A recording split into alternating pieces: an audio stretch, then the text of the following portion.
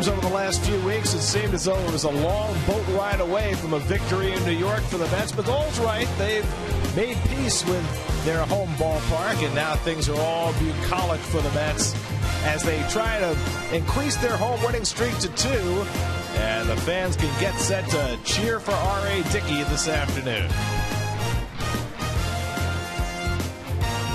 At Citi Field in New York, the New York Mets play the Miami Marlins. Have a pleasant good afternoon, everybody, and welcome to Citi Field. Gary Cohen, Keith Hernandez with you today as the Mets continue their series against the Marlins as R.A. Dickey takes them out, his third shot at his 19th win of the year. But today, it appears he has the right opponent to face him. He has really dominated against the Marlins. Well, he certainly has, and particularly the last start, the shutout in Miami in that 3-game sweep that the Mets had of the Marlins. He was dominant. I think it's important to note that R.A. is there's a Cy Young component to this start. He's going for number 19. Gio Gonzalez starts today. Also for Washington, his second shot at 20. R.A.'s leading the league in ERA, innings pitched, complete games, and shutouts. That says a lot when you're thinking in terms of who's going to be the Cy Young. And he's only one behind Clayton Kershaw for the strikeout lead, so he should take that over today as well as Dickey, who has beaten the Marlins 7 straight starts dating back to last year, tries to beat him for the 5th time this year. On the other side, it's Mark Buehrle, who won 13 games each of his last 3 years with the White Sox, and he's already won 13 for the last place Marlins. Well, 13 and 12 for the Marlins this year. 3 starts against the Mets. He had a good start in April. David Wright beat him late. He had a 1-0 lead. Wright hit a home run to beat him. His last start out, if you recall, in that series in Miami, he gave up 5 runs early and then settled down and pitched 6 strong innings after giving up those 5 runs. But he hasn't yet got a win over the Mets' career. He's going for number 14 today. So all eyes on Dickey this afternoon as he tries to burnish his Cy Young credentials. Dads and kids and moms and kids, everybody coming to the ballpark. We'll have the action on Pix 11.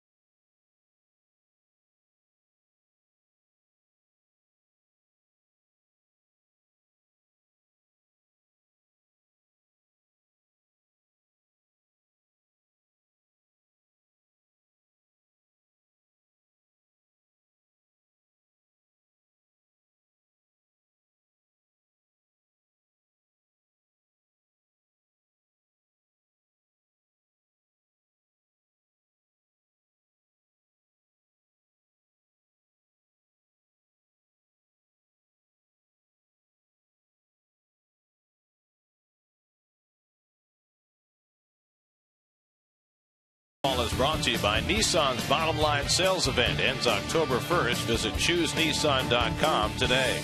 By Bank of America. By Mazda. We believe if it's not worth driving, it's not worth building. By Geico. 15 minutes could save you 15% or more on car insurance. By your tri-state area Volkswagen dealers. Visit VWDealer.com. And by Subway. It's Subway's birthday, and everyone is celebrating with $5 footlong favorites all September long. Get to Citi Field for 50% off tickets with your Pepsi can. On game day, exchange the can at the Citi Field box office to save 50% off 2 tickets. Visit Mets.com/PepsiCan for more details. Check out Around the Majors, brought to you by the New York Lottery. Hey, you never know. The Brewers just keep on rolling. 6 straight wins. They're now just a game and a half back in the wild card as they rallied late to beat the Nationals 4-2. The Dodgers prevented the Reds from clinching the National League Central. 2-run single by Matt Kemp in the 10th to win. And the Cardinals blew a 2-run lead on the 9th, lost in 11 to the Cubs, which tightens up that National League wild card race as well. The Brewers a game and a half back, and the Dodgers just 2 behind. Well, I guess the home cooking, I guess you can call it that if you haven't had a back-to-back win since August 26th. Let's hope that they get that tonight. Today, it's afternoon. It's beautiful afternoon. A 7-0 earned run average for RA. This is the team he's dominated, so number 19 is within the grasp. And then Marlins certainly didn't look good last night. And fast food for Burley. He works quick, and he throws strikes, so who knows? Keys to the game were brought to you by Cadillac on the web at CadillacTristate.com. I like that food theme in the Keys to the game. Yes. Very nice. Got to stay away from the fried food, though. First pitch coming up.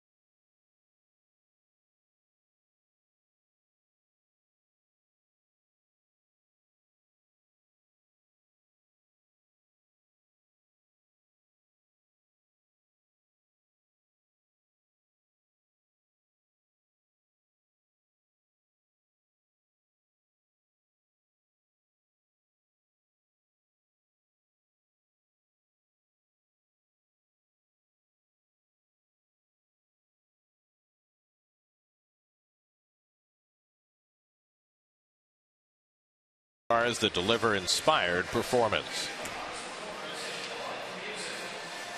David Wright meeting a young fan. How exciting.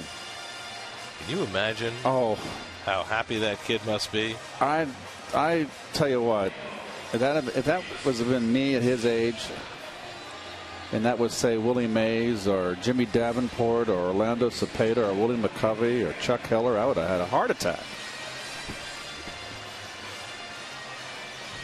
Well, I'm glad you're still with us. Starting lineup for the Marlins brought to you by Toyota. When you choose Toyota, you get a lot for less. Giancarlo Stanton still down with a side injury. Justin Ruggiano hurt himself last night trying to make a diving catch, and so Greg Dobbs forced into service in the outfield today. They've also called up Scott Cousins from the minors. He'll be on the bench for the bench-strapped Marlins as R.A. Dickey tries to beat Miami for the 8th straight start. Well, the numbers are there, we said at the top, and 7 straight, as Gary said. 9-2 lifetime with an ERA of 2.81 against the Marlins. That's in 11 starts. 4-0 this year with an ERA almost below 1. So he has been dominant, and he needs to get his 19th. He got 3 starts left in the season for RA. And take a look at the Mets defense, and brought to you by Infinity, luxury cars that deliver inspired performance. And Duda at first base. Ike Davis hit the home run last night, but with the tough left-hander out there, and Ike has had trouble against the left-handers this year. Duda gets the start at first base, out there in left field, Torres in center. This is really basically right here the best defense the Mets can throw out here for RA. And Terry Collins putting Duda right back in the lineup tonight after he benched him last night for failing to run out a pop-up. Duda said he would have done the same thing. So it's behind them now, and Duda in the lineup and playing first base today. Oh, lesson learned. And Tolley starting against the left-hander. There's Wally Backman right there, and the skipper, Terry Collins. Tolley's more used to catching RA. Shopik hasn't been around long enough. These starts, last 3 starts for RA, with the Cy Young on the line, and too important.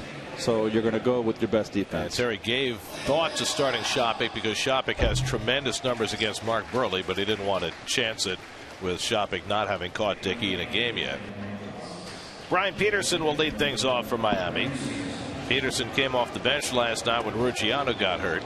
Dickey's lost his last 2 starts. First time he's lost 2 in a row this year, mostly because of lack of run support. And his first knuckleball of the afternoon is high for ball 1. RA went 7 against the Phillies his last start on Monday, lost 3-1, gave up just 2 earned runs in that game. And he throws a fastball that misses, and he's behind on Peterson 2-0. Little borderline knees right there, didn't go his way. Gorky Hernandez and Jose Reyes to follow in the opening inning, and that one floats in for a strike, and it's 2-1. It's a very interesting mask that home plate umpire Tim Wilkie has on. It's almost like a bicycle helmet. Look at that. So any backswing is not going to get him in the coconut. And that good knuckleball gets Peterson swinging, and it's 2-2. I don't think I've ever seen a mask like that before with a home plate umpire. Good knuckleball right here. Watch it dip. Wilkie has a little better vision with that mask. It's got a little wider opening than the standard mask. And Dickey's 2-2 is fouled off. Peterson hitting just .206 for the year.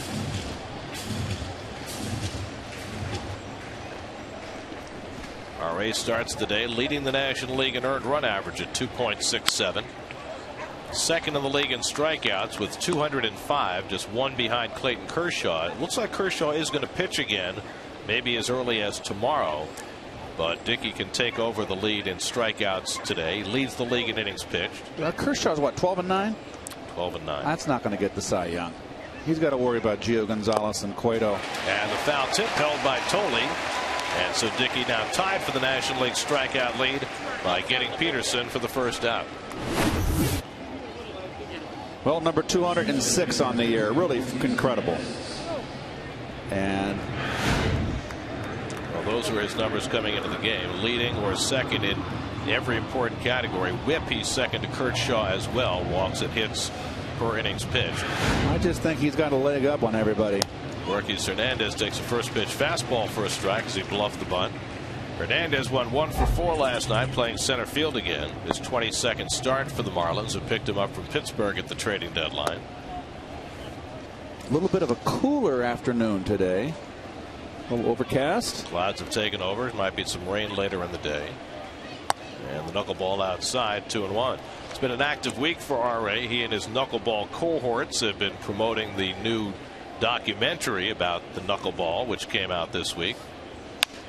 Little flare into shallow center, and that'll fall for a base hit for Hernandez. And so the Marlins have the first base runner of the afternoon, a 1-out single. Looks like a nice little crowd for RA today. And Jose getting a little booze. It was a very rough night for Jose Reyes last night. He made an error. He had a couple of mental mistakes in the field. He just looked like his head was somewhere else. Why was it a rough day? I mean, it was a bad day at the office. No attention span. Not into it. Reyes pops it up. Duda has a chance near the railing, and he drops the ball. He had it. Couldn't hold it. Squeezed it too quick. And that should not be an error. That's kind of close to the railing here. Would you give him an error on this? I wouldn't. He had the whole glove on it. That's hard not to be an error, don't you think? We'll see. I would kind of give him the benefit of the doubt because he's near the railing. They do give him an error. Okay. So that prolongs the time at bat for Reyes, who, as he generally does against Dickey, is batting right-handed. It's not like he's had a lot of success against R.A. He's just 2 for 19 against him, but this is the way a lot of switch hitters prefer to go against the knuckleballer. Hernandez runs and Reyes fouls it back. Totally coming back, but it's out of play. Even less room behind home plate than usual because of those temporary boxes that have been erected on the first and third base side of home plate, using those to experiment as the Mets get ready to host the All-Star game next year. Well, Reyes has hit better against right-handers this year, even though he's batting right-handed against the knuckleballer. 293 against righties, 274 against left-handers. Hernandez was running the last pitch, so Dickey, who has as good a right-handed pickoff move as anybody in the game, takes a shot at him. Got called for a balk his last start by Bob Davidson. Well, Bob's not here today. Right. So he should be okay. And Reyes lines it foul.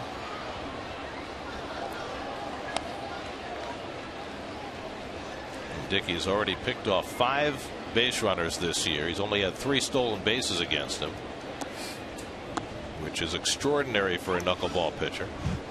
Normally they tend to be very easy to run on. Carlos Lee waits on deck.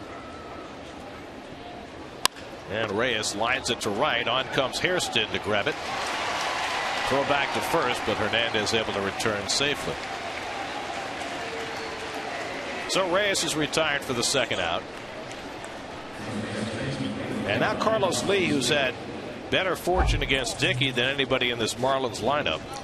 9 hits in 29 career at bats. That's a .310 batting average with a home run. In fact, he's the only hitter in the lineup who's hitting above .231 against Dickey in his career. Carlos Lee, 36 years old, and really looks like he's gotten old. He's had a wonderful career, but he's really fell off a cliff this year. Well, he's turned into mostly a singles hitter, and he loops one for Murphy to handle, and that retires the side. A hit and 1 left. Mets will go to work against Mark Burley in the bottom of the first with no score.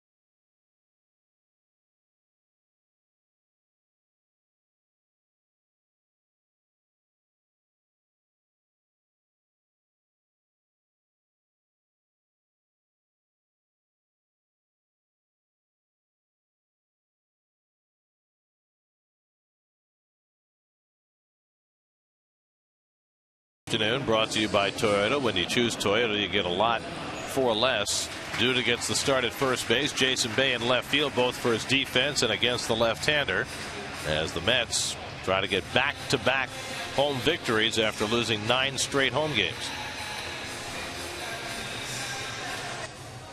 And Mark Burley, 174 and 131 lifetime, a 3.82 earned run average. This is his 395th start.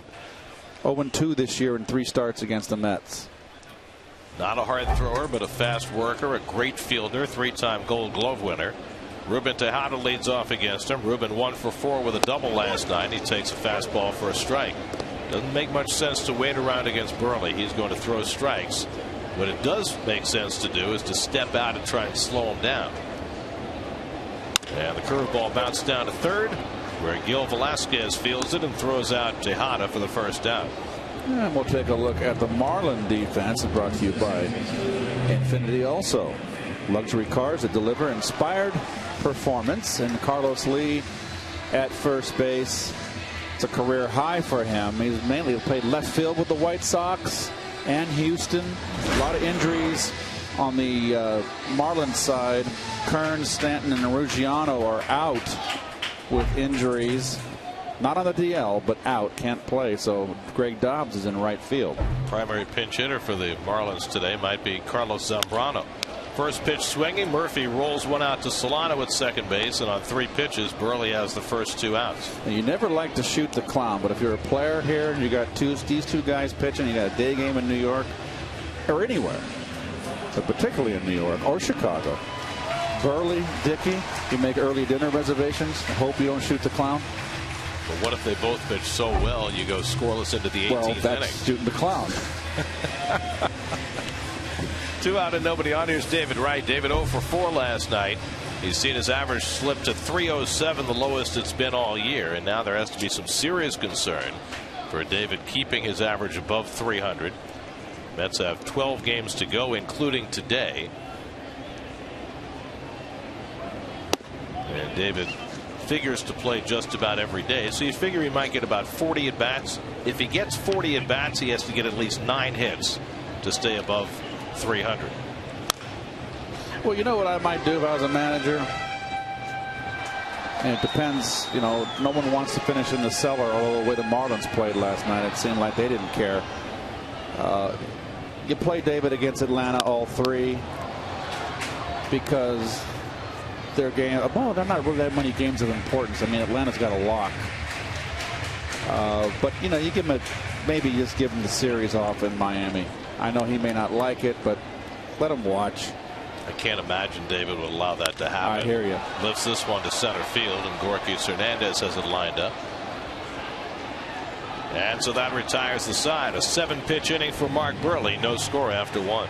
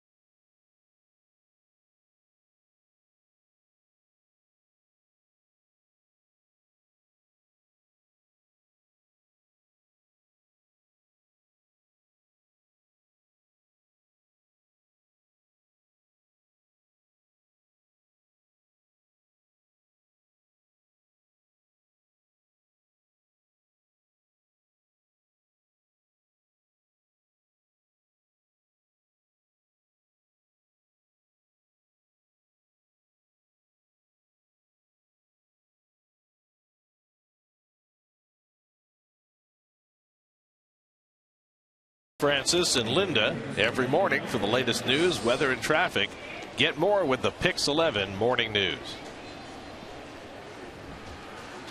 R.A. Dickey back to the mound for the second inning in a scoreless game. Greg Dobbs leads off for the Marlins. Dobbs pressed into service in right field today. Struck out as a pinch hitter last night. His 22nd start Dobbs has made in the outfield this year as the Marlins have shuffled the deck. Dobbs hitting at .295, and he takes the knuckleball outside. Dobbs just 3 for 18 against Dickey. Solano and Buck to follow for the Marlins in the second. And Dickey for the Second time already in this game behind on the count 2-0. Well, he gets on that mound and wants to throw, doesn't he? You got two of those guys today. 2-0 fastball, and Dobbs swings right through it. Dickey has won 7 straight starts against the Marlins, 3 last year and 4 this year. The last 2 have been complete game victories. The last one was a 5-hit shutout. Dobbs pops one up into shallow left. Bay comes on and puts it away for the first out. The last time a Mets pitcher beat an opponent in 7 straight starts, you got to go back to Al Leiter, who won 7 straight against the Rockies from 1999 to 2003. The only Mets with longer streaks of consecutive winning starts against one club, Tom Seaver won 8 straight against the Padres, and Dwight Gooden won 9 straight against the Cubs. So that's the territory that Dickey is into if he can win today. Here's Solano, who went 2 for 4 last night, a double and 2 RBIs. Rookie from Columbia, hitting a .280 on the year. 2010, he struggled against the Marlins. 2 of those outings were in relief as well. Hit sharply, but right at Tejada on a hop, and Rubin throws him out. So Dickey records 2 quick outs in the second. That's the hardest hit ball so far against RA. And now John Buck, the veteran catcher. Buck has had a seesaw year. Hit .333 in August to get his batting average well over 200, but he's hitting just .208 in September, and so it has gone for Buck this year. He's got 11 home runs, so he's occasionally dangerous. He has been a disappointment for the Marlins, who traded for him from Toronto. First pitch swinging, grounds one down to right. David takes his time, throws him out, and it's an 8-pitch inning for R.A. Dickey. So he and Burley matching quick inning for quick inning. No score in the second.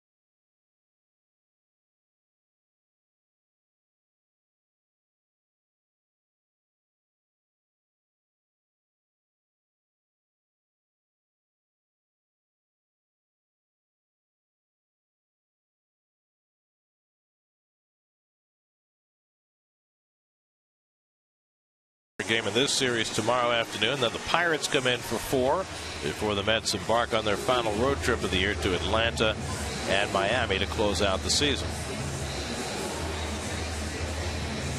Getting near the end. It was Dogs Day today, and they're here rooting. Bark in the park. Little French bulldog right there on the right. Hundreds of dogs were around. Look at the dog with the sunglasses in the next row. Very cool. See that? You got a Yankee hat on? No, that's a Mets hat. I was going to say. Come on. Scott Hairston leads off the home second, takes a fastball inside from Burley. Hairston had a triple and a home run last night, drove in 3 runs in the Mets 7-3 win. Scott continuing his terrific year, now a career high 18 home runs, and he takes a strike on the cutter, 1-1. Hairston with a triple and a home run last night. Second time he's done that this year. Hit us for the cycle in Colorado. He flies one out to left. Peterson back in the sunshine with the glasses on, makes the catch, one away. Well, Kevin Burkhardt has the day off, and we welcome C.J. Papa to the sideline. CJ, how you doing? I'm doing really well. It's great to be out here at Citi Field. You know, you mentioned the dogs before. I walked underneath the stadium with a giant St. Bernard. I don't know if you need to buy a ticket for that dog because it certainly wouldn't fit in the lap of one of the Met fans. But, you know, Ozzie Guillen and Terry Collins have a nice history together. They were together in Winter Ball in Caracas, Venezuela, where Guillen was the shortstop for Collins, and there was a play at second base where Guillen was clearly safe, according to Collins. Then what happened next was he was thrown out, and then Guillen said that the umpire threw him out of the game, so he picked up the base and ran right into the dugout with it and never came back. So, you know, Collins was telling that story, and Guillen added to that story by saying that Winter League ball is a lot of fun, a great atmosphere, and there's a lot of odd stuff that goes on in Winter League ball. It's not like the majors where there's a lot of pressure to win each day. Well, one thing about Ozzie, his personality has never changed. He has always been voluble. He never stops talking. I remember when he was the third base coach for the Marlins, and Edgardo Alfonso was playing third for the Mets. He would talk to Alfonso nonstop for 9 innings. And Fonzie every once in a while would get a word in, but Ozzie never stopped, and he hasn't stopped since, sometimes to his own detriment. 3-2 to Lucas Duda, and he takes it wide for ball 4. A rare walk from Burley, who averages just 1.8 walks per 9 innings. And the Mets have their first base runner of the day. Well, a lot of things have changed in the game. Well, also in winter ball, it used to be that it was mandatory for the native players from their countries to play in the winter ball leagues, and not anymore. If you didn't play, boy, you were scorned upon by your home populace. I can remember the year that I played, half a year that I played in Puerto Rico in Ponce. Caguas, which didn't win the title that year, had Willie Montanez at first base, Felix Mian at second base. Jason Bay hits one well to center field, chasing Hernandez back near the wall. It's out of here. Jason Bay, dead central, 2-run homer, and the Mets take a 2-0 lead. Well, Bay took Burley deep in Miami with an opposite field shot, and this time he takes him right over the center field fence. 8th home run of the year for Bay, and he gives Dickey a 2-0 lead. Well, the home run he hit here is a bomb. Anytime you hit the ball dead central, any ballpark, and that's a long way out. But the one he hit in Florida, Garrett, was opposite field in a long way, over the 392 mark. So something about Burley he likes. So 2-0 New York. The Mets' first hit of the day is a 2-run homer for Bay. Well, we'll take a look at the swing. Hitting it right up at the plate. Curveball to Torres misses, and it's a ball and a strike. Andres hitting just .219 for the year, but .289 as a right-hand batter. So in there today against Burley. And takes another off-speed pitch for a strike. Well, when you see Jason Bay hit the ball 420 feet, does that tell you that there's still something there? A little flare and grab by Lee for the second out. Well, you always kind of get teased by Jason. You know, it's one at bat, and then he can just look terrible at the plate. So, are you a little bit cynical? I think so. I mean, for me to feel like there's something turning the corner, it's got to be over a period of time. Yeah, I understand that, but I guess my point is, if you can generate enough bat speed to hit the ball that far, is it then the case that it's just a mechanical thing to get in the right position to hit? I don't think it's mechanical with Jason. I think it's mental. I really feel that everything's speeded up with him. He must feel comfortable against Burley. He's roped him now twice back to back. So there's other times when he looks lost up there. So I think it's mental. Burley, the 25th home run he's given up this year.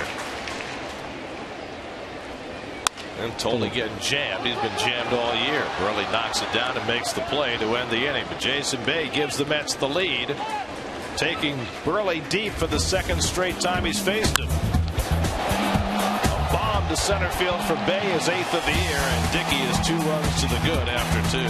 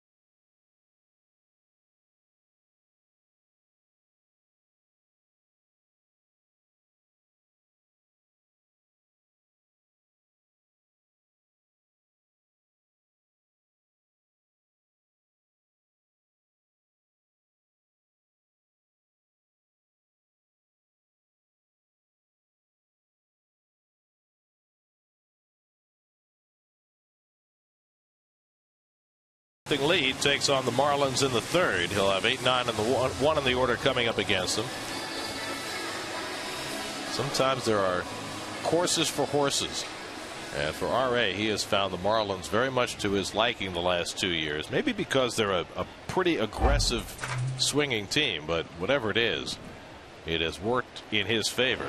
It's called the old knuckleball, and he's facing a depleted Marlin lineup. We'll keep an eye on that Washington score for you. His closest competitor, Gio Gonzalez, is going for his 20th win against the Brewers up in Washington this afternoon. That game in progress. No score in the 2nd. Gil Velasquez lines a base hit up the middle. Velasquez, who had 2 hits last night, leads off the 3rd with a base hit for the Marlins. Well, the right approach to a knuckleballer is what the Marlins are doing. They're waiting and trying to go up the middle. And if you just don't try, it's a pitch you just can't swing. You know, can't swing out of your shoes. You got to really be short, compact. Mark Burley, one of the worst hitting pitchers in the game, gets the bunt down, and Duda fields, and the sacrifice goes 3-4, moving Velasquez to 2nd. Oh, by the way, Garrett, I just as an aside here, I do have the Stratomatic cards of the 69 and 86 Mets. Right. I played game 1. The 69 Doc Mets were home. Seaver beat Doc. The final was 6-4. Really? Doc gave up That's 4. A lot of runs for both of those guys. Tommy Agee hit a solo shot, and Doc gave up 4 in the 2nd, so it was 5-0 early. Well, Doc did not have a lot of postseason success. That's true. Then again, you know, Seaver was not his best in the postseason either. Remember, he lost game 1 of the World Series in '69, and that's right. Lost in game 7 against the A's in '73. I thought he lost in 6. Game 6 on 3 days rest. Right. Instead of pitching George Stone on regular rest. And then Seaver, and then you would have had Seaver starting game 7. If he got in trouble, you would have had Matlack to go long relief. Matlack wound up pitching game 7 also on 3 days rest. Yep. And Reggie Jackson got the big hit in that game off Seaver. Got a double in the right center field corner. Alley, I should say. Dickey behind on Peterson, 2-0.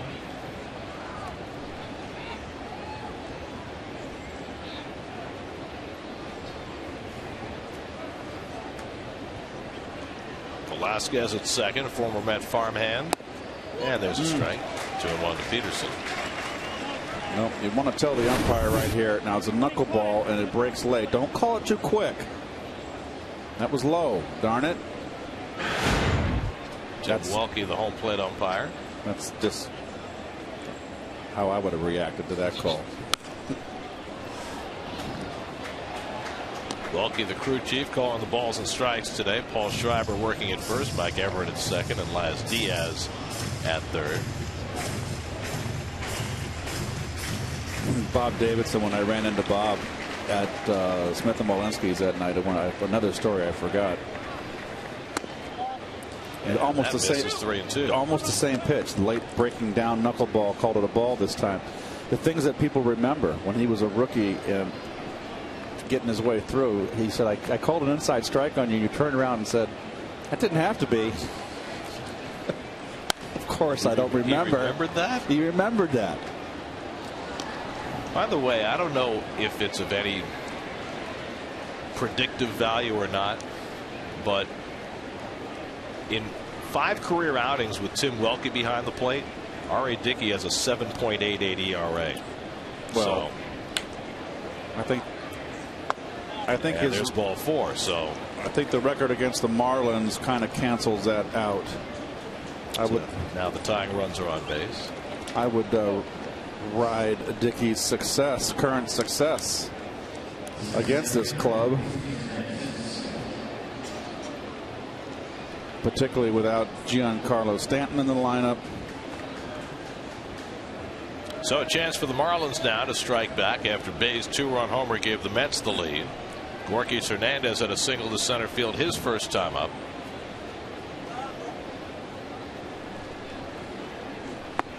And thinking about a bunt with Wright playing back at third. Well, if you get it down, Wright was playing where he is right now, a little bit about 10 feet deep off the grass. You put down a good one, you got it. And trying again, and this one goes off Toley's mitt, and that'll advance the runners to second and third. So all of a sudden, Dickey finds himself in a mess. Well, let's see this knuckleball did to Toley. Oh boy, did that thing break. That's a tough one. Did you see that thing run? It ran about 2 feet to the left. And the thing, I think the folks got to realize, I'm sure you do, with the movie out and everything, you've been educated on the knuckleball. You don't know what the heck it's going to do when you're a catcher back there. It can sink, it can sail. Swing and a miss by Hernandez. By the way, they've scored that a wild pitch on Dickey, which is rare for a ball that, actually hits the catcher's mitt, doesn't go in the dirt. But it has a consequence as far as Dickey's concerned, because that means it's more likely that an earned run might be scored against him. And all those things matter in the Cy Young race, but he negates that by striking out Hernandez for the second out. And with that, R.A. takes over the National League strikeout lead with 207. More importantly, now 2 out of the inning. You can't look for a walk here. This is a good one to hit. My goodness, it's right there. Swing it right down the pipe, too. So now Dickey with a chance to get through the inning, but he's got to get through Jose Reyes, who lined out to right his first time up. And Jose takes a knuckleball for a strike. Reyes got 2 chances in his first at bat. Duda unable to catch a foul pop up, but Marlins unable to cash in. Second and third, 2 out, and Reyes takes it high, 1-1. Well, let's see if it's high. It's borderline. Today's game, that's a ball 9 out of 10 times. But I wonder whether that's partly anticipation on the part of the home plate umpire, expecting the ball to drop. Dickey has worked on that knuckleball that stays up and does not drop. The riser, there's a strike. 2-2. Well, one thing as an umpire calling balls and strikes against a knuckleball, you don't have to make a quick call. You can be delayed. You can pull a McClellan back there and take your time. That's a good point, but a lot of umpires have their own rhythm, and some guys like to call it quickly, like a Frank Pulley used to. 2-2. That's foul back.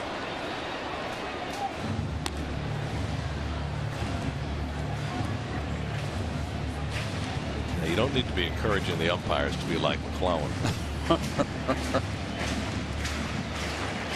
Send all the play-by-play guys to the loony bin. 2-2, and Reyes fouls off another one. Going back his last 5 starts, including today, opponents with runners in scoring position against Dickey are 0 for 21. 21 was Hernandez, who just struck out, and Dickey trying to make Reyes 22. Tying runs in scoring position, and Reyes strikes out to end the inning. Back-to-back strikeouts for Dickey to get himself out of third-inning trouble.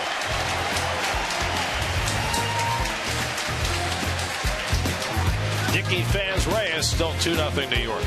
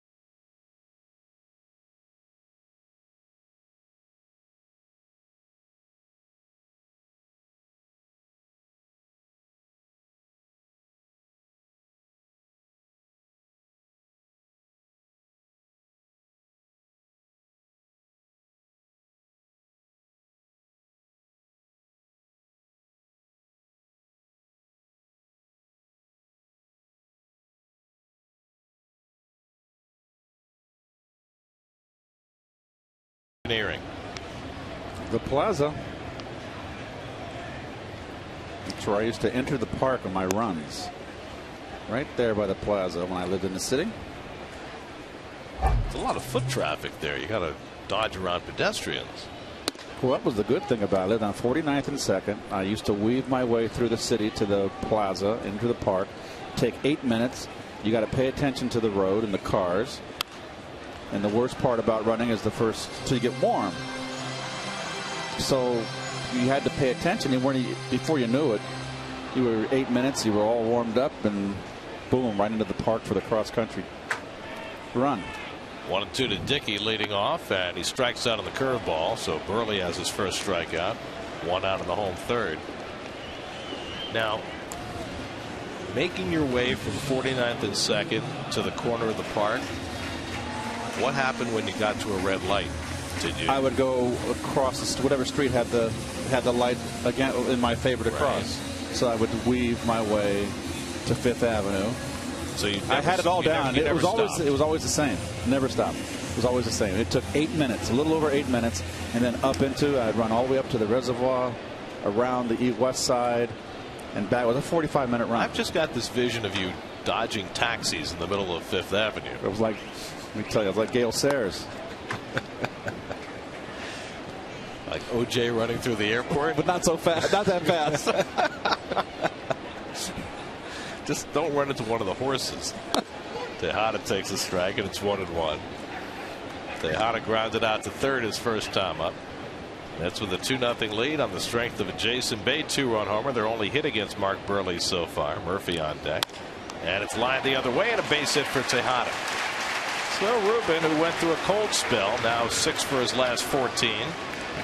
And the Mets have a 1-out base runner. Well, Ruben's, line drives is what he's got to do. And he's very good at inside outing.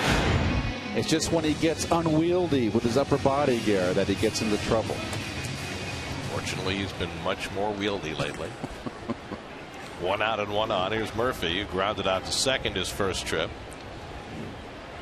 See Murphy with 62 RBIs. He's got 37 doubles this year. 7th in the National League in doubles. He and David Wright both in the top 10. This is a doubles park right here. Doubles and triples park. If you had a bunch of rabbits on this team. Well, it used to be a better triples park. Yep. Mets, in fact, are last in the majors in triples. Of course, Reyes going from the Mets to the Marlins changed that equation significantly. You have to hit line drives here.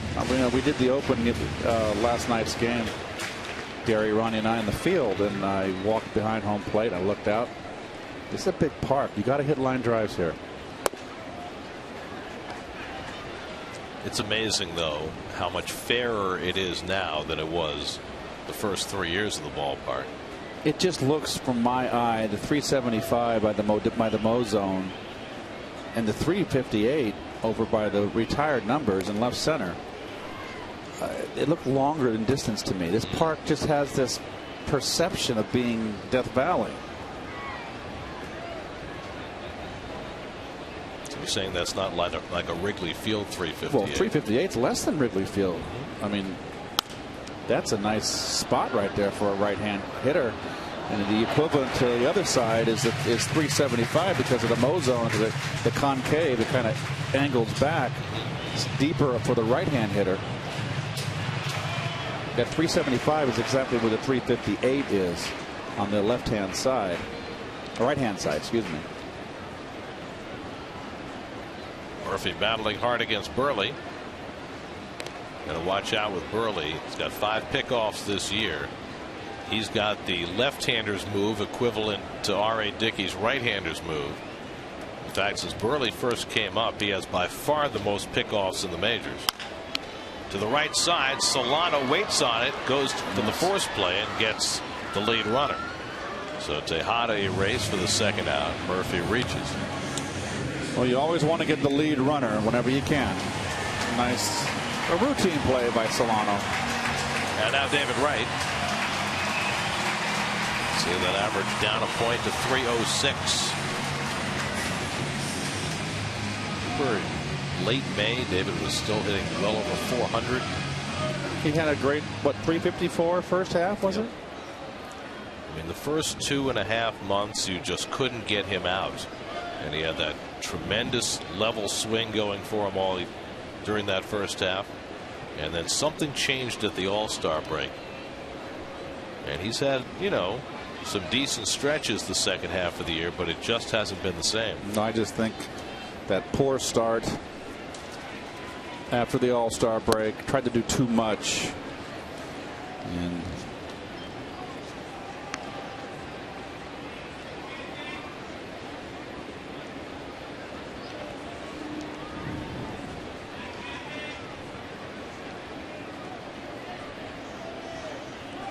And David we talked about how he was so focused on being level and really getting on top of the ball in the first half, and the results were a 354 batting average, and really using the whole field.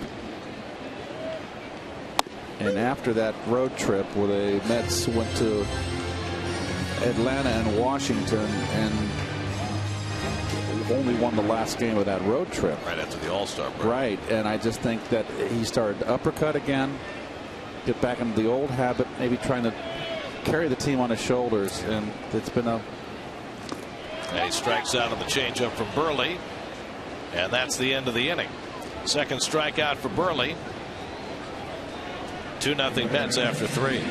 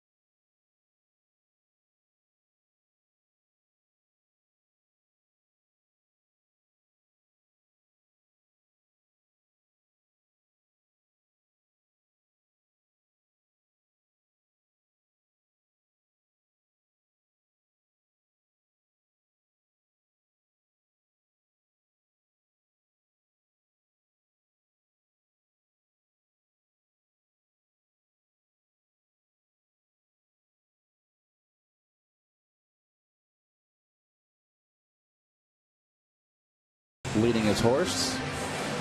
And it's getting dirty again from the pigeons. Victory looked like she might get run over by that horse. Well, actually, Donald Trump did a wonderful thing. Oh, look at the Burmese. Beautiful dog.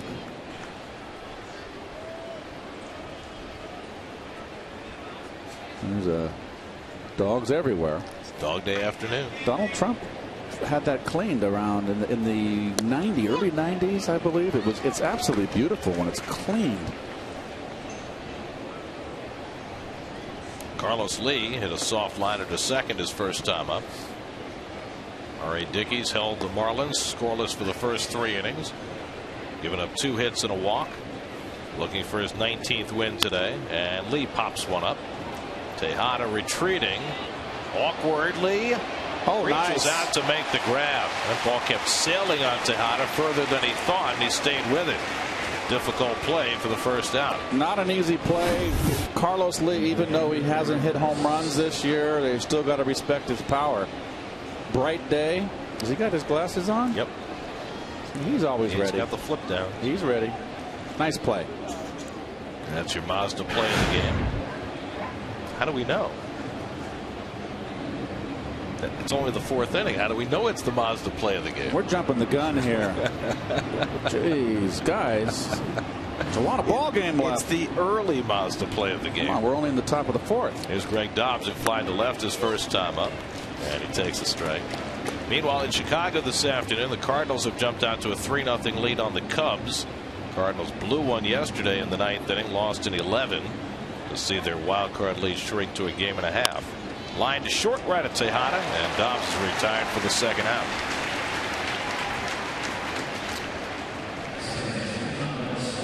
Probably more significant for the Cardinals than the fact that they lost yesterday was the fact they got Chris Carpenter back. His first start of the season, coming back from thoracic outlet syndrome, and he went 5 good innings. And if St. Louis is able to make it to the postseason, certainly having Carpenter around will help them greatly. They'll probably have an acronym after that affliction soon. Thoracic outlet syndrome, TOSS? Maybe not. Solano grounded to short his first time up. And a good knuckleball by Dickey that took a sharp left. What a paradox. 2. What a paradox. Can't throw, and it's called toss. DL because of toss. It's like a pitcher named Walk. Yes. Or Homer. Homer Bailey, Bob Walk. Lined over short, and that's a base hit for Solano. Bay comes in to grab it, and Solano is on with a 2-out single, his 3rd hit in the series.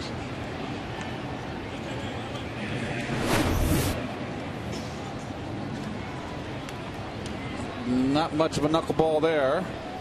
And really, Solano's had 2 pretty good at bats. He had a bullet at the shortstop his first at bat, right at Tejada. So he's got an idea. He's not fooled. Now it's John Buck, who grounded to third his first time, and he tops one toward third, right with plenty of time. Throws out Buck to end the inning. A hit and 1 left. Dickey's holding scoreless through 4. He's got a 2-0 lead.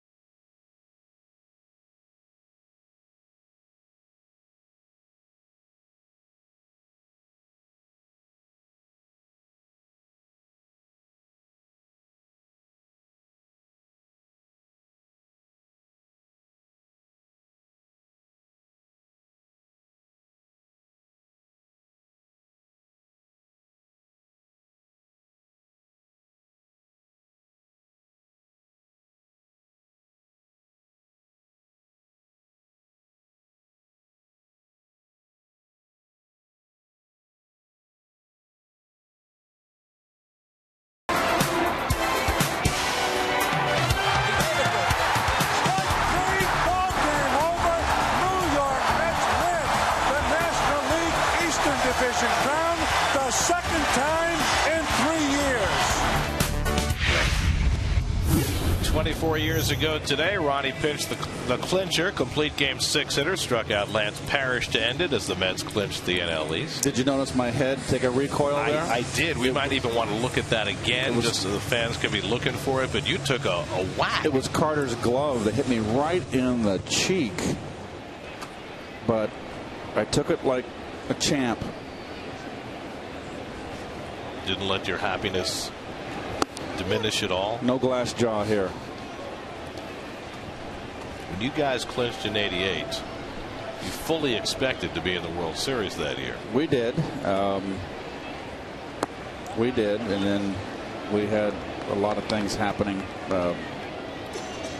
Watch this. Watch Carter's glove. Boom! Jeez, it's a left hook. Down goes Frazier. Shops. Oh, man. Was there? I mean, oh gosh, I remember that. Oh! Oh my! I remember that. I went, you got to be kidding me. He almost shaved your mustache that day. Nice shot, kid. Oh gosh. I had never seen that before. I remember it. That's great. Hairston flied to left his first time up, and he hits a rocket to center field. Back goes Hernandez to the warning track near the wall. It's off the fence. In play, Hairston goes to second. He thinks it's a home run. The first base umpire, Paul Schreiber, went out to make the call. He said double, but we'll see whether the umpires get together and look at a review. Terry Collins is already out to ask for one. That's out. I believe it's a double. The ball's carrying to center, is it not? Question is whether he got over the orange line and hit the black. Hairston thought he got it. Oh, it's a home. He's correct. It's a homer. It certainly looks like a home run on the replay. Yep. So the umpires getting together now. They're going to head off for video review. This should be less than like 1 minute and 16 seconds like the last series. Well, we already saw one review on this homestand. Jimmy Rollins had a triple turned into a home run, and it looks like Scott Hairston's about to have a double turned into his 19th home run of the year. Well, Hairston set a career high for home runs yesterday by hitting his 18th. And in a moment, it looks like he'll have number 19. He would love to hit 20, would he not? Oh, that would be great for him, wouldn't it? I mean, he's only had 331 at bats, so you extrapolate that out to a full season. You're talking about a 35 home run year. Good things happen to good people. And that's very well put, because Scott is one of the really outstanding people in this game. And the Mets very fortunate to have him this year. This will be his 11th home run against left-hand pitching this year. As you look at the close-up view.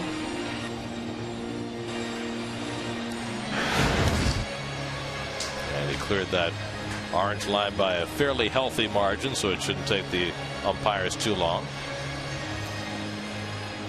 And here they come real quick. What was the time on this one, Gary? And it's a home run. So Scott Hairston with the Mets' second home run of the day, his 19th of the year, and it's 3-0 New York. So Burley's given up a couple of home runs, both to dead center field. First Bay and now Hairston. Second in 2 days for Scott. And now Dickey and the Mets have a 3-0 lead.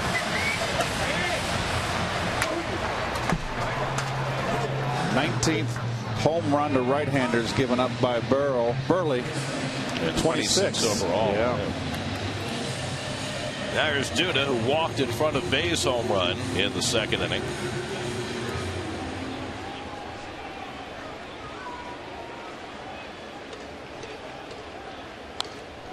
In Washington, where Gio Gonzalez is going for his 20th win today, Bryce Harper doubled in a run in the bottom of the third, and the Nats lead the Brewers 1-0. Gio at this point appears to be the main competition for Dickey for the Cy Young. Cardinals up 3-0. And this would all be moot without the second wild card. There you go. Cueto finally turned in a good performance his last time out after losing 3 in a row in September. Kershaw has tremendous numbers other than his win total, and of course Kimbrel will get some votes because he's had an historic year as a closer. But I have to believe right now that RA is the front runner. I do. I'm in your camp. Well, Gonzalez got his ERA down. He's pitched well down the stretch. Strike called to do to 3-2. I think also there's been so much talk about lack of respect for knuckleballers, and knuckleballers are looked at as freaks and that whole thing. I think there's a backlash that will help RA in that respect. Well, as Peterson puts it away from the first I think it's all based on the merits. You know, it doesn't matter if someone throws beach balls up there. It's the final decisions made on performance. Well, especially when you look at the fact that RA's stats are not the stats of a knuckleballer. Somehow he's managed to walk only a shade over 2 per 9 innings. He's leading the league in strikeouts now. So in what respect is his performance diminished? He doesn't give up stolen bases. He's a Gold Glove caliber fielder. He's done everything right. Jason Bay gave him the lead today with a 2-run homer. And that produced the first and second run of the game. First run of the game brought to you by Chevy on the web at ChevyOffers.com. Well, Bay's 8th home run, a 2-run shot in the second. Second home run in 2 games against Burley. Snapped an 0 for 19 streak with that home run. And this time goes down swinging. 3rd strikeout for Burley for the second out. That's the pitch that gives Jason trouble. That down breaking ball. He's got that. He's a top hand hitter. He swings over the top of it. Watch him here with his top hand. Down break, and he just swings over it. He's blind there. So 2 out and nobody on for Andres Torres, and he takes inside from Burley. Torres at a weak pop up in foul territory that Carlos Lee caught, and he grounds this one down to third. Velasquez charging, and he gets Torres by a stride to end the inning. Leadoff home run by Scott Hairston. It took an umpire's video review to confirm it. But Hairston has his second in 2 days and his 19th of the year, and the Mets now have a 3-0 lead after 4.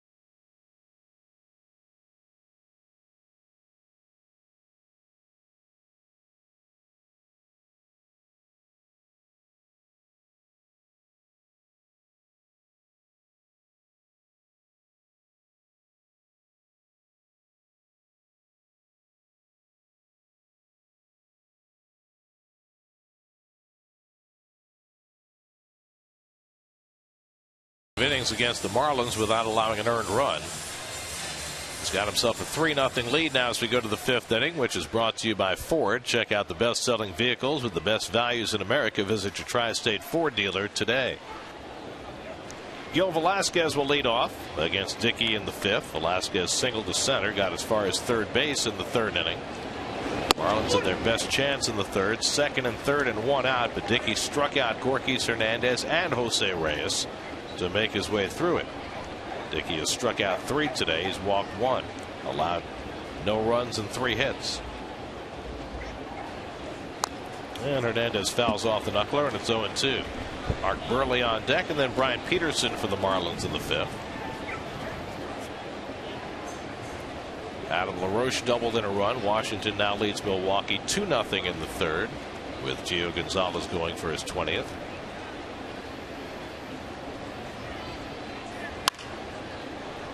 Although the way the Brewers have been coming back, nothing's safe right now against that team. They're hot, but it's tough on the road. Rallied for 3 in the 9th yesterday to win. 6 straight wins now for the Brewers, who were 12 under 500 just over a month ago. Now they're 6 over.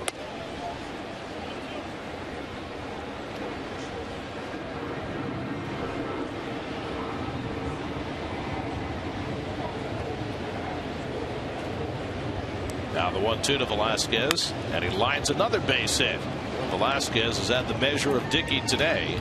He's 2 for 2, second time he's led off an inning with a hit. 32-year-old career minor leaguer. That one just didn't do anything, and RA does not have his great breaking ball here. Bunt situation, right in tight at 3rd, of course. Burley got down the bunt the last time, and this time fouls it off. Burley only has 3 hits and 3 sacrifices this year.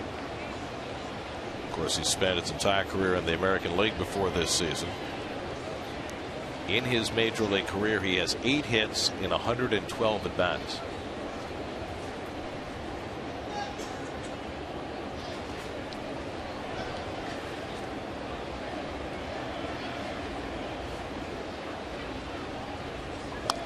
And he bunts and misses, and Dickey's ahead 0-2.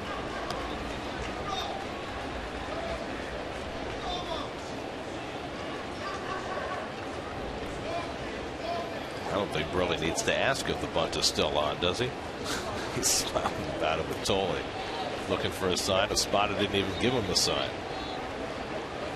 And that's wide as Tolley runs after it. Yeah, just 1-2. Throw him the knuckleball. Knuckleball's hard to bunt. If you throw a good one, you see the wind kicking up a little bit. Wind is blowing out today out of the south.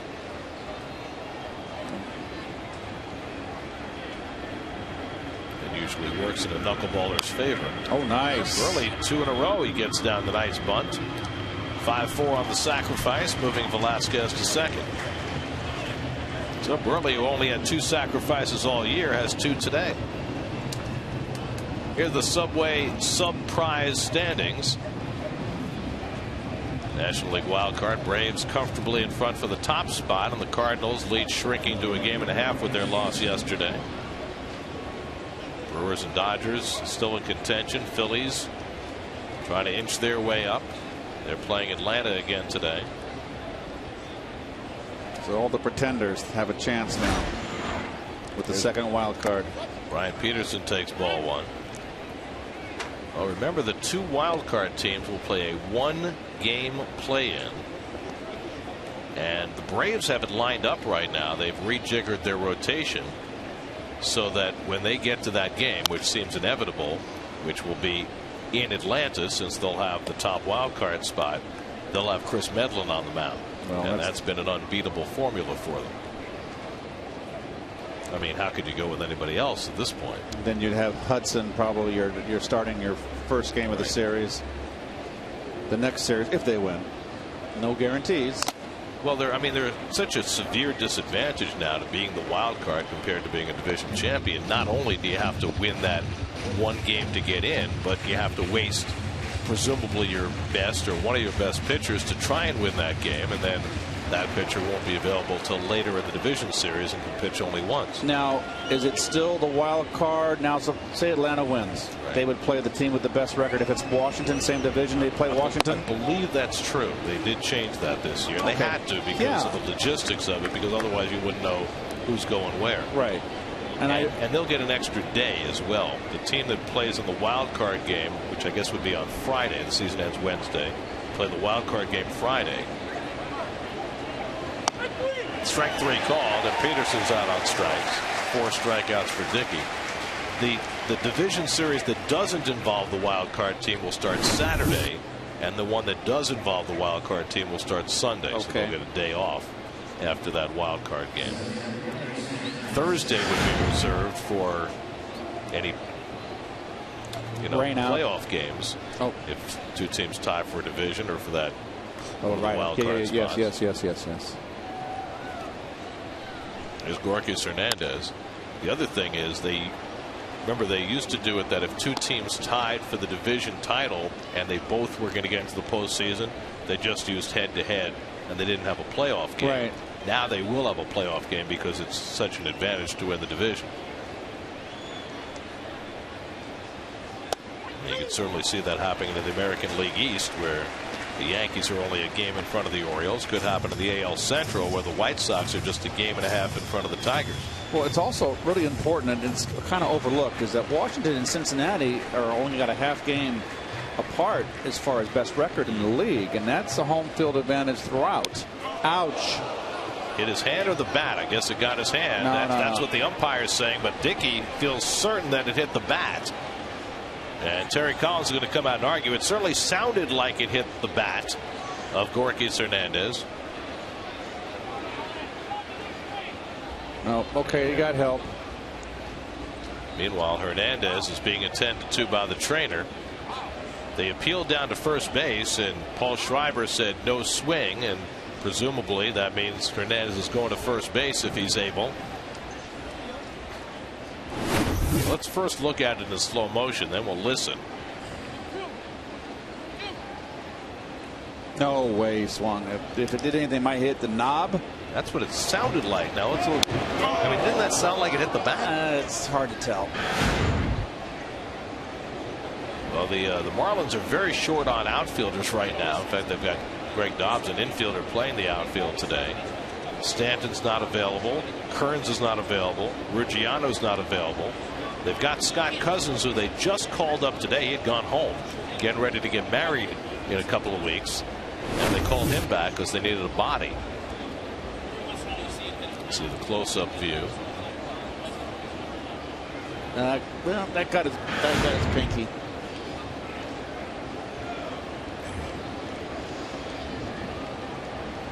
So Hernandez will stick it out, and he'll go down to first base. And the Marlins will have 2 men on. Meanwhile, we'll look back to Reyes' last at bat. Well, he struck out, and there takes a knuckleball, a high one, 1-1. Another one inside, 2-1. Took a nasty one there, 2-2. Fouled back one. One after a bad one there, and then goes down, over swinging. So now Reyes bats with 2 out and 2 on, tying run at the plate in a 3-0 game. 0 for 2 today. And that knuckleball sails outside. Nats have added another run in that 3rd inning and now lead 3-0 over the Brewers. And Willie Peralta, who looked so good against the Mets, has got knocked out of that game from Milwaukee. Peralta was just dominant for 8 innings against the Mets at Miller Park. But today he lasted just 2 2/3.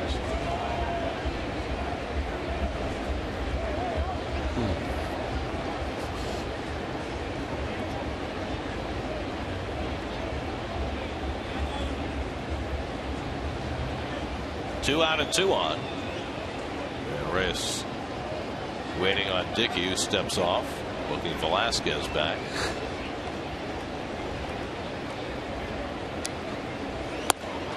You would think now that Jose is just 2 for 21 against Dickey that he tried batting left-handed. You know? Yeah, I would think so.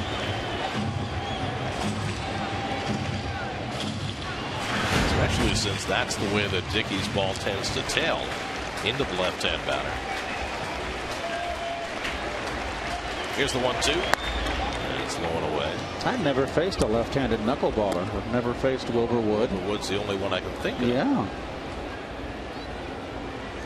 Carlos Lee would be next.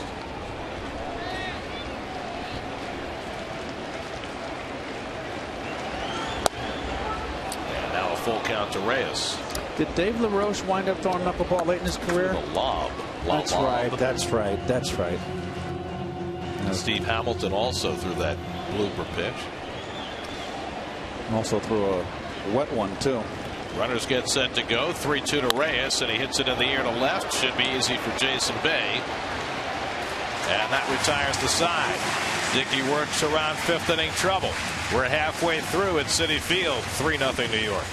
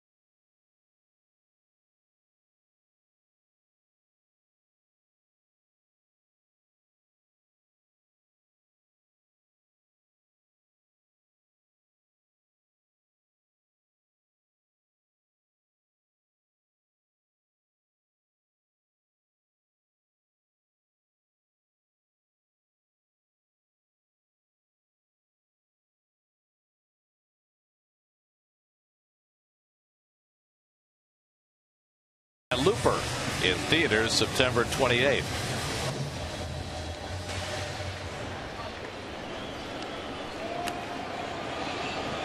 We go to the bottom of the fifth. Josh Thole leads off against Mark Burley and takes a strike.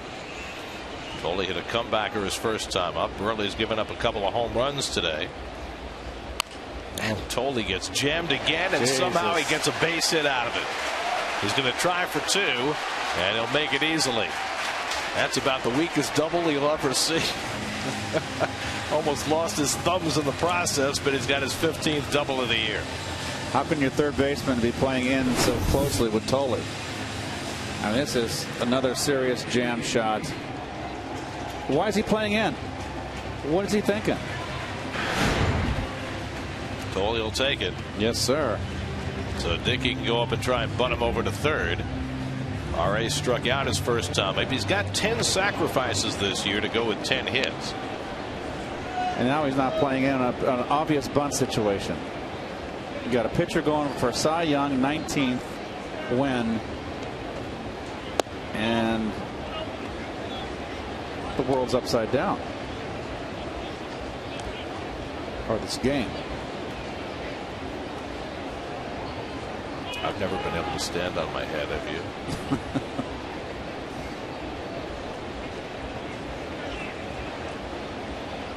Dickey slashes at one and gets it by Solano. Thole goes to third. He'll be held there. So the old butcher boy and Dickey hit it sharply enough that Solano was unable to grab it. See how they score it, but the Mets have first and third and nobody out. Well, Solano is way in too far. Number one. Now watch this. Watch where he's positioned. Why is he there? Why? You got to play deep. You can get nice job by Dickey, but if he's back, he's got an easy one hopper and throws out Thole at third. What the heck's he in so tight for? They charged Solano with an error. Remember, he was charged with an error last night that was later changed to a hit for Ike Davis. So jeez. Mets have first and third and nobody out for Tejada. And Ruben takes up and away. Now the second baseman and shortstop, Solano and Reyes, playing about halfway. Marlins are already down 3-0. Well, lights on, nobody home. Toys in the attic.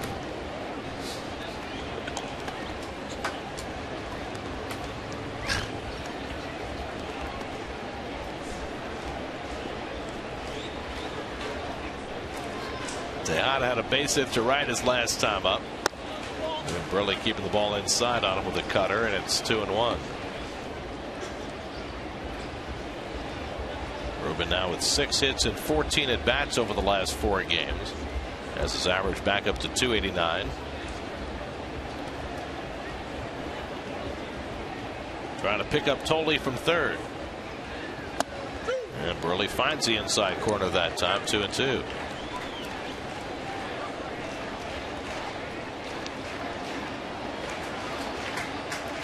Takes a lot of courage for a guy who tops out at 85 miles an hour to pitch inside as much as Burley does. He knows what he's doing. He really has been a master of the craft for a long time. Tejada lines one, just foul. Well, Ruben almost had himself an extra base hit and an RBI, but it just missed that chalk down the line. Laz Diaz making the call. And the correct one. Just faded away.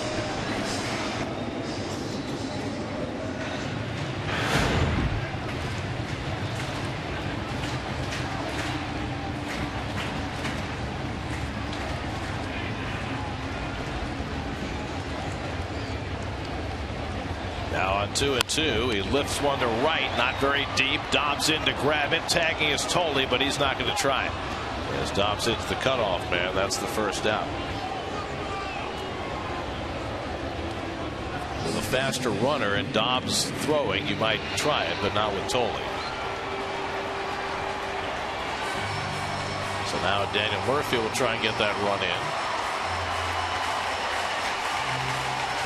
Murphy's been pretty good this year getting that runner in from third. 15 of 27. That's 56%. He's had the second most opportunities on the team. Only Ike Davis has had more chances with a runner at third and less than 2 out. Not holding on Dickey. Carlos May off the bag. Down to first to Lee. What's he going to do with it? He bobbles it, throws home too late, and doesn't get any outs. And the Mets get a run, and it's 4-0. Jeez. 2 bad plays by Lee, one to muff it, and then the decision to throw home when he had no chance to get Tolley and could have had an out at first. This is a terrible ball club.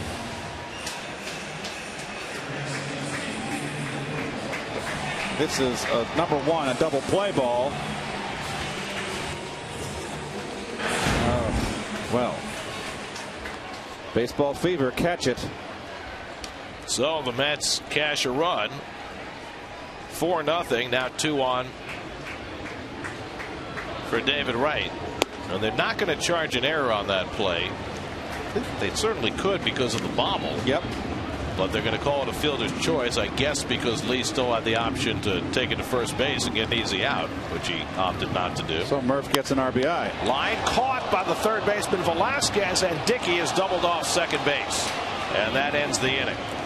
So it's a 5-4 line drive double play to end the inning, but the Mets get themselves an unearned run as Tolley comes home to score on the grounder to Lee, and now it's 4-0 for the Mets and Dickey after 5.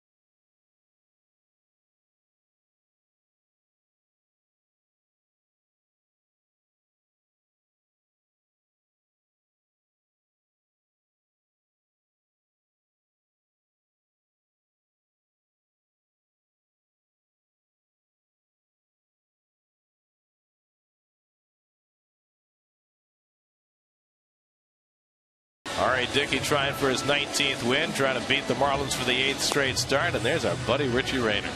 Hey, Richie with his kids. Got the whole mishpacha there. Richie, one of the good guys.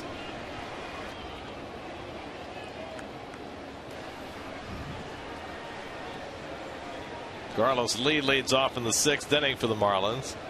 Lee is 0 for 2. Tejada made a nice over-the-shoulder catch to retire him his last time up.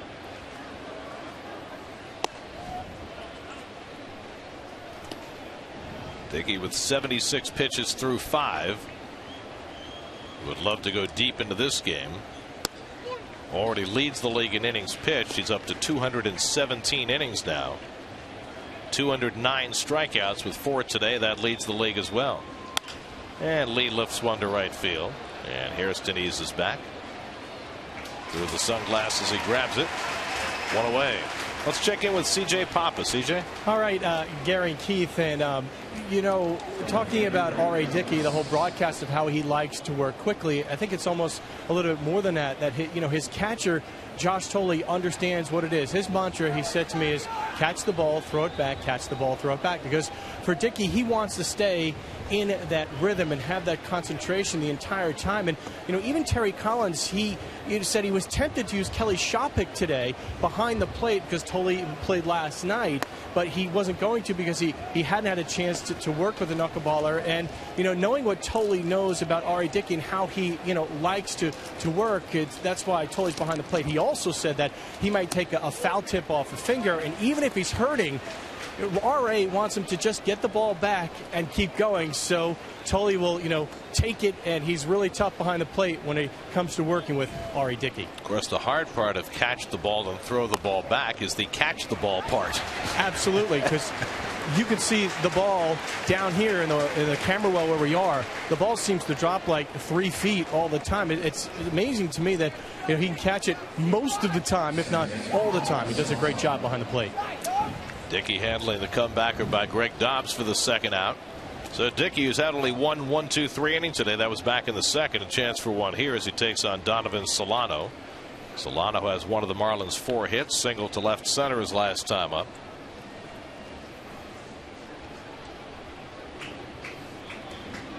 By the way, Keith, we have found you a second left-handed knuckleballer, but it was before your time. Gene Bearden for the 1948 Indians won 20 games on the same staff as Bob Feller and Bob Lemon. Wow. Gene Bearden was a left-handed knuckleballer. What did he go, 20 and 7, 2.43 ERA, which led the league. Wow. Of course, they didn't have the Cy Young back then. Didn't start the Cy Young until 56. No knuckleballers ever won it. Well, Dickey doesn't get his 1-2-3 innings. Solano has his second hit of the day. Solano now 4 for 7 in this series. Solano and Velasquez have Dickey honed in. It's always the little guys, isn't it? Yep. So 5 hits now for the Marlins, and here's John Buck, who's been up twice, seen 1 pitch each time, and grounded out to David Wright each time. Doesn't even pay for Burley to put his jacket on. These innings are going quick enough. And again swinging at the first pitch. Buck pops it up. And Murphy tracks it and puts it away to end the inning. 6 scoreless for R.A. Dickey. Burley can get that jacket back off. 4-0 Mets.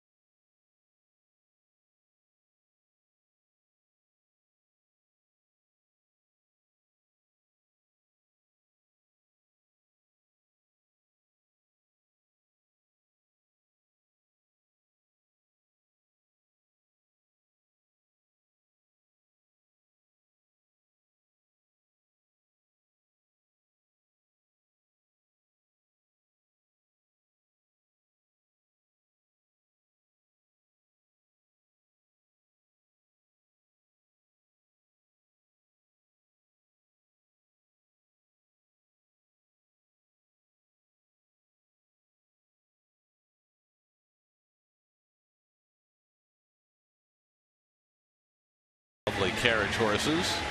Nice to see they're keeping the horse well watered. Well, they have a nice ride. It is a lovely to do that, and especially in a cold wintry night. We get the blanket in the back with somebody close to you. It'd be great. It can be your dog. It can be your wife. My young puppy, my 8-month-old Great Dane, is big enough to keep me warm all night. Oh, I bet. You don't allow them on the bed, do you? Of course. Are you kidding me? You can't allow big dogs on the bed. Our house is run by dogs. Scott Hairston takes outside for ball one. Hairston has one of the Mets' 2 home runs today. It is a dog day afternoon. Bark in the park here at Citi Field. Hundreds of dogs made their way to the ballpark, and Hairston hits one foul. Mets have hit 2 home runs today. Second straight day they've hit 2 home runs. Well, Hairston's 19th changeup, not a bad spot. Had to get reviewed by the umpires. The call was reversed. 19th of the year for Hairston as he extends his career high as he gets jammed by Burley. It's the first time the Mets have hit 2 home runs in a game started by Dickey since July the 19th. First time in 14 starts that the Mets have hit 2 home runs for RA. Early in the season, Dickey got a lot of run support, but not lately. But they've been able to forge a 4-0 lead for him today. And again, Burley works inside, this time with a changeup, and it's 2-2. Burley with 13 wins this year. He's won 13 or more 5 straight seasons, including this year. He and CC Sabathia are the only ones who have been able to accomplish that. And Hairston pops one up. Carlos Lee tracks it. 1 out. Now, Burley won exactly 13 each of the last 3 years, and he's won exactly 13 so far this year. He's been a remarkably consistent pitcher. 174 wins. He's 33 years old. He never misses a start. Has a perfect game and another no-hitter to his credit. Great fielder, 3-time Gold Glove winner. 30 or more starts, 12 straight years. Here's Duda, who swings and misses at the curveball. Duda walked and scored in the second, fly to left in the fourth, 0 for 1.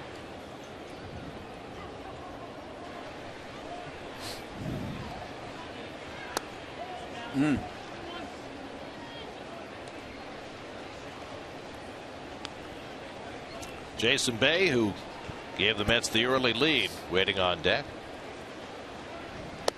And Burley finds the outside corner with the fastball. 86 miles an hour, hardest he's thrown all day. Ooh, 6-0 Washington now in the fourth.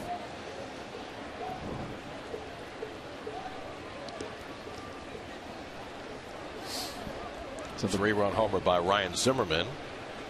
So Gio Gonzalez well on his way to his 20th win today.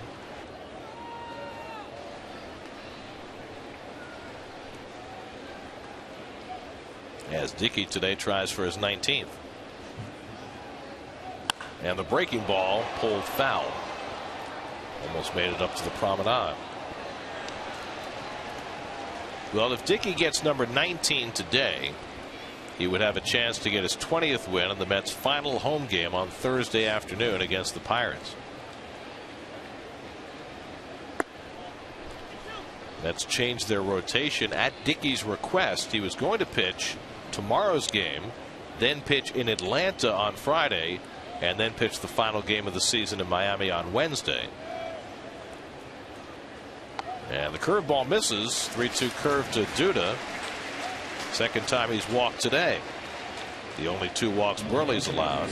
1 out and 1 on for Bay. And the reason that they changed it was twofold. One, because this way Dickey got 2 home starts today and Thursday. And also it keeps him from pitching in Atlanta against the team that's had his number this year.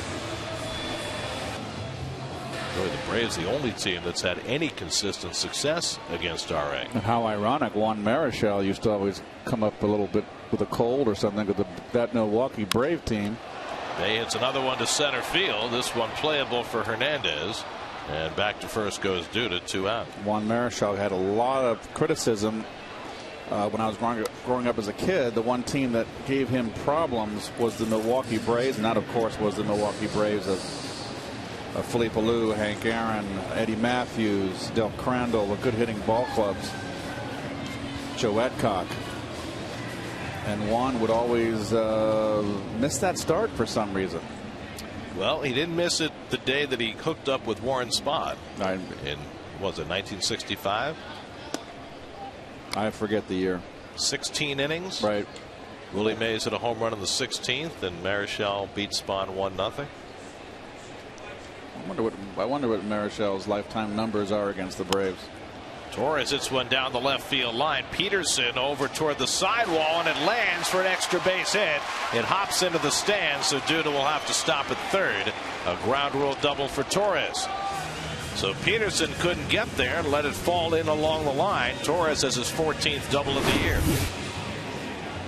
Well, we've seen some bloops. There's not a whole lot of defense out there for the Marlins in the outfield. Got Dobbs in right, who's really a third baseman. Now they'll intentionally walk Tolley to fill the bases and bring Dickey to the plate. It was 1963 that Marichal and Spahn hooked up. July 2nd of that year. Imagine that in this day and age. 2 starters each going 16 innings. Never happened. Of course, you go back far enough, you go back to the longest game ever played in Major League history between the Boston Braves and the Brooklyn Dodgers that went 26 innings, and both starters in that game, Leon Cador and Joe Eschker, each went the distance. Each went 26 innings in a 1-1 tie. 16 innings, that's a little extreme. I don't even agree with that. What was the game? How about 26? How about I hear you. What was how long was that game that my rookie year at 74 that the Cardinals 25 went 25? Yeah, it would have went longer. 2 25-inning games, one between the Mets and Cardinals, one between the Brewers and the White Sox, which was in '89, I believe. Dickey hits one to deep left field. Back goes Peterson at the track, at the wall, leaping, and he made the catch. I don't believe it. An amazing catch by Brian Peterson to rob Dickey of at least an extra base hit and maybe a grand slam.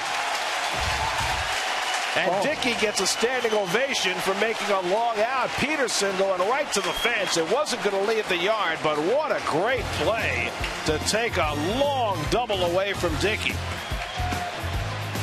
What a catch. Nice. We got to show that angle again when we come back from commercial.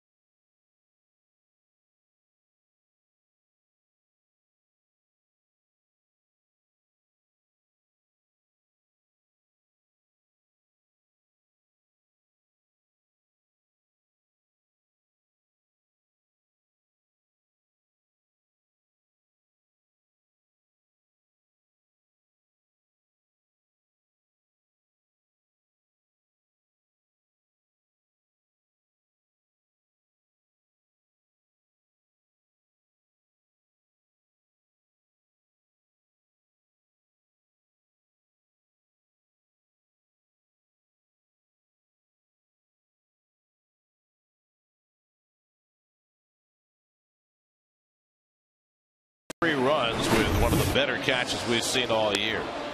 It doesn't get any better than that. That is a fine catch running up against the wall. But how about this shot from a robotic camera? Oof. That is a catch. Who was in controls of those that robotic? Scott, nice job. My goodness.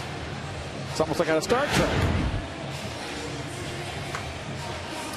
There's that camera sitting right over the wall, right where Peterson went to make that play. Hello. So where's he's nodding hello. Where's Scott? Is Scott in the truck, or he's? Oh, that is. He's in the robotic room. Ike Davis comes in for defense. Is he the bionic man? Steve Austin grounded down to third. Beautiful play by Wright, and he throws out Velasquez. One pitch and one nice looking play by David Wright for the first out. Well, David has had a terrific year from the beginning to almost the end at third base with the glove. He's got my vote for Gold Glove. Now Scott Cousins, who was just called up today to give the injury depleted Marlins an extra bat off the bench, will come up as a pinch hitter. Cousins, who won fame that he did not request when he ran over Buster Posey last year and knocked Posey out for the season. Cousins hitting just 167 in 78 at bats for the Marlins this year, and he takes a strike.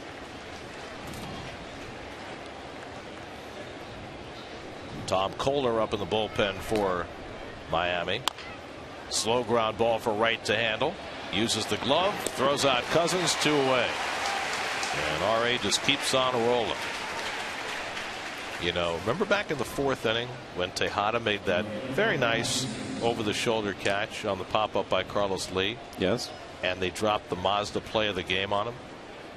And we said maybe we were going to the whip a little too early. Where are you going with this? Well, don't you think that he got outdone by Peterson's catch?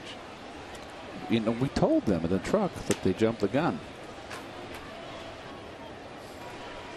Every once in a while, we're right. Here's Brian Peterson, who's 0 for 2 in a walk. Now Peterson will have that highlight catch on his resume for a long time. That's one to remember. And R.A. Dickey denied the biggest blow of his career. So trying to get his revenge. He gets ahead on Peterson, 0-2.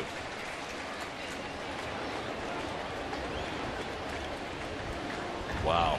3-run homer Ian Desmond, 9-0 Washington. Well, 20 games for Gio. If he gets through 5. It's the Mazda new play of the game.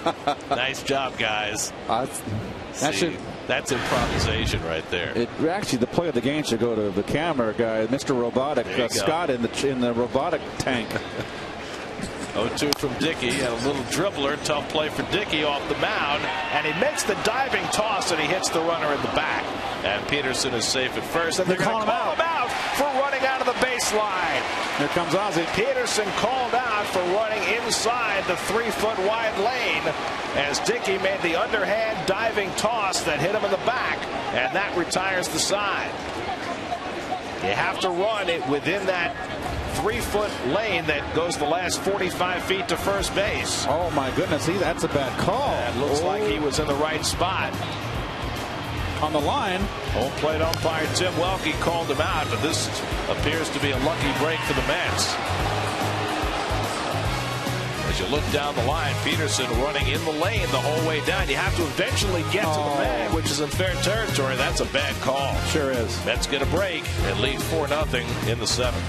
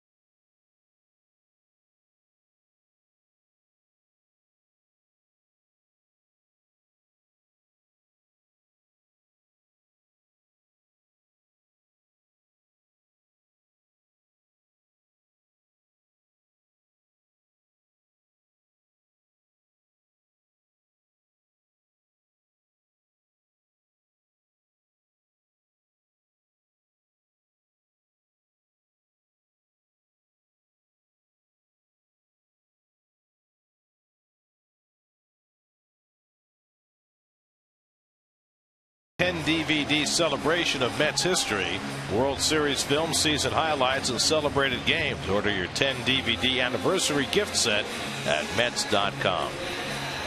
Line Score brought to you by your Nissan dealers. Visit ChooseNissan.com. And it's been all Mets this afternoon. Ari Dickey with 7 scoreless innings and a 4-0 Met lead. Tom Kohler, a local kid out of New Rochelle who went to Stony Brook, will make his Citi Field debut for the Marlins. Well, back in 2010 in Double-A, he was 16-2 pitcher of the year. Ruben Tejada hits the first pitch down to third, and Velasquez throws him out. 1 pitch for Kohler and 1 retired. Let's look at that play that ended the top of the 7th again. Well, he's in the line, but like you said, Gary, eventually you have to go and run to the bag. And he's still on the line. It's not a good call. It's a bad call. There was no effort on his part to throw his body inside, to make contact with the ball.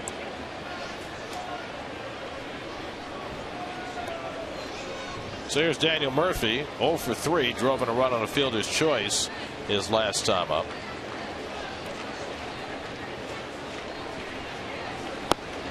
I am not informed as to whether Kohler grew up as a Met fan or a Yankee fan. Well, he had his debut was September 5th versus Milwaukee. He just got lit up. Pride of New Rochelle High School. Slapped toward third. Velasquez the backhand. A very tough throw. No way he's going to get Murphy. And Daniels got an infield hit with Velasquez playing off the line. Boy, I've seen a lot of inside out down the left field line. Totally with that double. A lot of feeling for the ball. 6th hit for the Mets.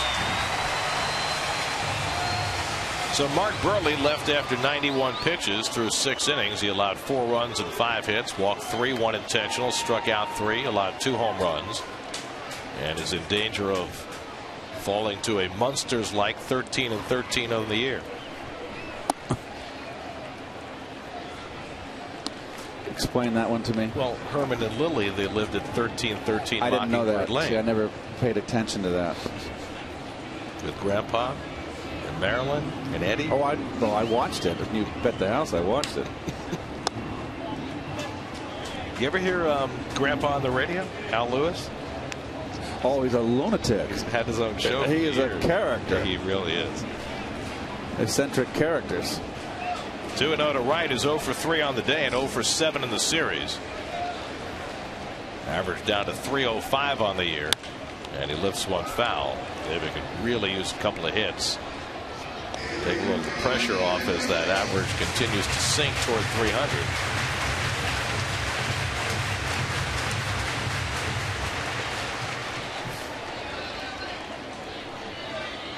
You see that first half at 351. Just 251 in the second half. And the Mets' 1-loss record and runs per game have followed. It's an interesting dynamic, isn't it? Team struggles. Best player tries harder to do better, but by virtue of trying harder to do better, does worse. I think everybody in the team tried to do better and more. You know, it's all cliche and you know, stay within yourself. It's hard when you're out there playing every day and your team collectively is struggling offensively. You try to do too much. I think Mike Baxter with Kevin kind of articulated that pretty well. It struck me because I remember being on a few teams early in my career where the whole team was without hitting and you're just trying too hard. David hits this one in the air to right, and Dobbs back onto the warning track, reels it in a step from the wall. Wind blowing out gave it a little boost, but not enough, and Dobbs able to catch it for the second out. Well, close but no cigar.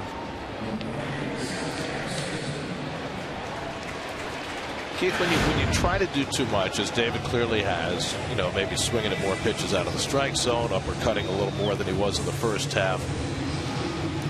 How, as a player, do you self-correct? In other words, this has been going on for a couple of months now with David. How hard is it to tell yourself, hey, I know what I'm doing, and I know what I was doing right that first half of the season? How difficult is that to self-correct? Well, every individual's different and handles a difficult situation in their own way. David's has a personality unique, obviously, to himself as well as myself. I have my own way of how I dealt with adversity. I mean, David had to know that he was uppercutting. It's been with him all whole half season. We've seen it just drop. I mean, he really hasn't had a hot streak. You think he would mix in the second half. Merv got nailed. It was a hard pickoff try by Kohler that Carlos struck Murphy. Carlos Lee had no shot. He didn't even try to catch it. Look at this. Watch his glove. Ole. What? You don't even try to catch it? Well, let's get this team out of here. Let's go somewhere else. I think the Mets would like to keep them here the rest of the season. I have seen enough. Well, the Mets swept them in Miami the last time they faced them 3 weeks ago.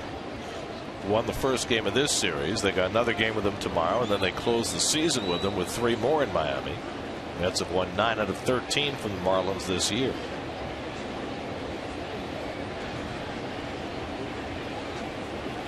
And Hairston hits another one out to center. This one will be playable for Hernandez.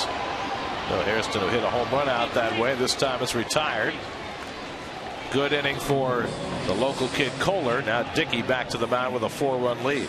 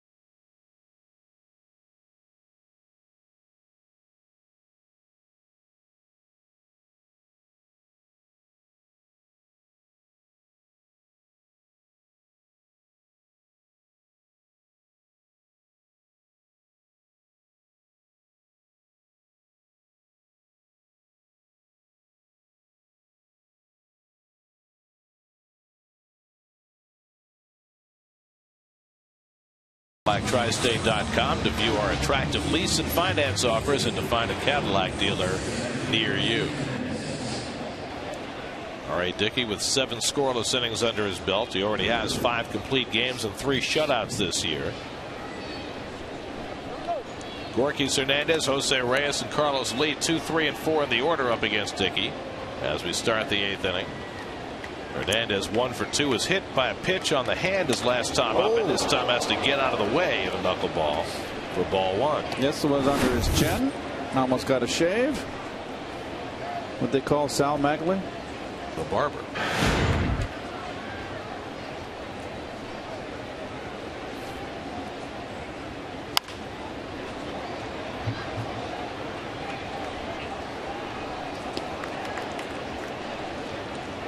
Well, the Mets getting the bullpen busy. Bobby Parnell is up. By the way, Frank Francisco is available today. He warmed up last night, didn't get in the game. Little dribbler. Tolle picks it up on the line. A fair ball, and he gets him. Smart play by Tolle to pick it up before it went foul. Knew he'd have time to get Hernandez one away.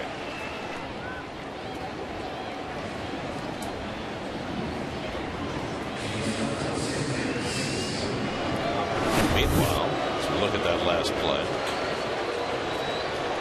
Beautiful pounce on it before it can go foul. Right on the chalk. And look, Reyes is going to turn around now and bat left-handed. And he's already had men on base, and he'll do it now with no one on base.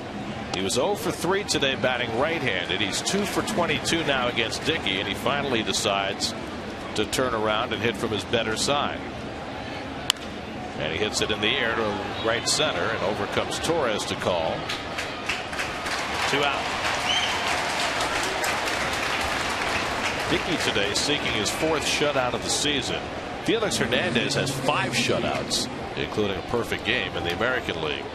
The last Met to get as many as 4 shutouts in a season was David Cone back in 1992. In fact, he was the last to have as many as 3. David had 5 that year. Here's Carlos Lee, and he takes a strike, and Dickey trying to shut out the Marlins for the 2nd straight time. And he's working very quickly. Ball and a strike to Lee. The Cubs have gone in front of the Cardinals 4-3. 3-run 6th inning for the Cubs, including a David DeJesus home run. Cardinals blew one yesterday, and they have let a 3-0 lead get away today. With that wild card lead down to a skinny game and a half. Of course, the team right behind him, Milwaukee, getting thumped today.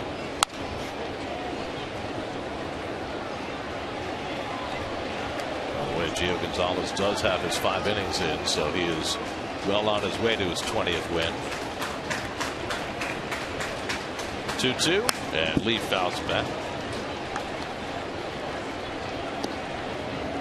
Dickey's given up 5 hits this afternoon. He's walked 1. He's hit a batter. Struck out only 4, but that's enough to give him the league lead in strikeouts to go with the league lead in ERA and innings pitched. And Lee flies one to shallow center. Torres coming on, and that retires the side. 7 in a row retired by Dickey. He's going to be trying to go the distance this afternoon. He's got a 4-0 lead in the 8th.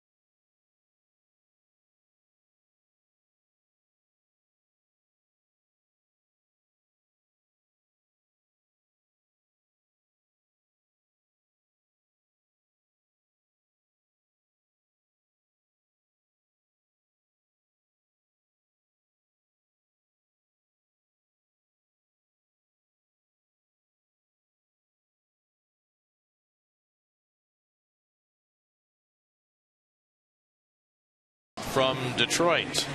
Better than 30,000 on hand today. Bark in the Park, and more importantly, R.A. Dickey, who has been the featured attraction this year.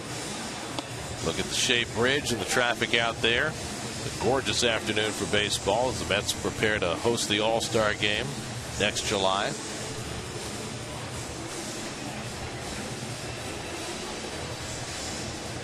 Hope you enjoyed your tour. A.J. Ramos will make his 7th big league appearance for the Marlins. Yeah, September call up from Double-A, where he was a closer, 21 saves at Jacksonville. Became the first Marlins pitcher to make a debut. He made it in Milwaukee also, but the first Marlin in club history to strike out the first 3 batters he faced. Ike Davis up for the first time, came on for defense. Ike had a home run, drove in a pair last night. Now 28 home runs for the year. And he hits the first pitch down the left field line, foul.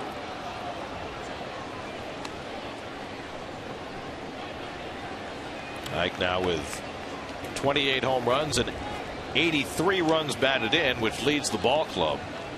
First time since a brief moment in April that Davis has had the club lead in RBIs, as he passed by David Wright last night.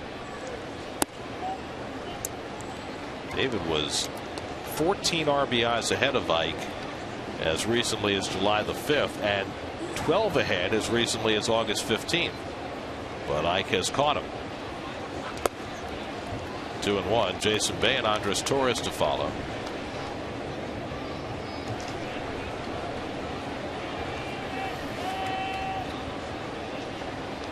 Mets with 4 runs and 6 hits today. The Marlins no runs and 5 hits. AJ Ramos, the pride of Lubbock, Texas, misses low, and it's 3-1.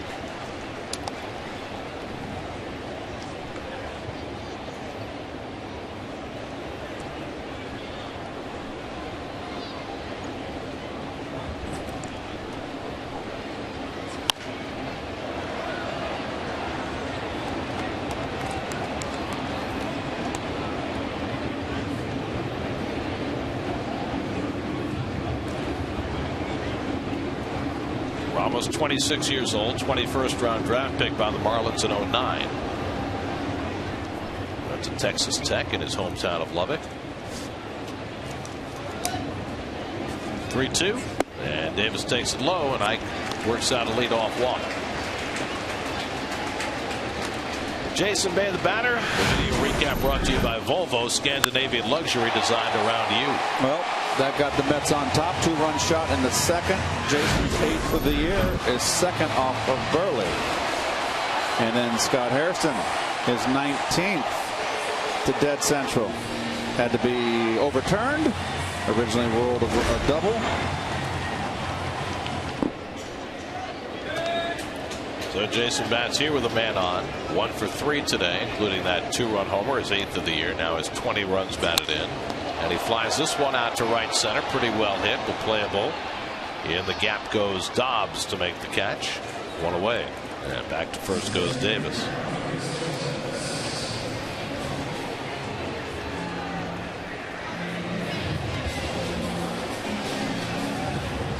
Here's Andres Torres, 1 for 3 on the day, and a fly ball double down the left field line in the 6th inning.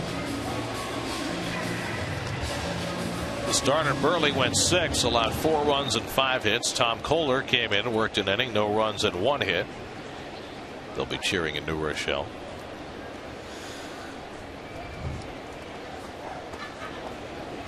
And Torres takes up and away for ball 1. In the American League East race, Baltimore a game behind the Yankees. Orioles have won 5 straight. Yankees have won 6 straight. Baltimore leads Boston 5-3 at Fenway. They're in the 7th. Yankees are up 5-4 on the A's as they go to the 6th.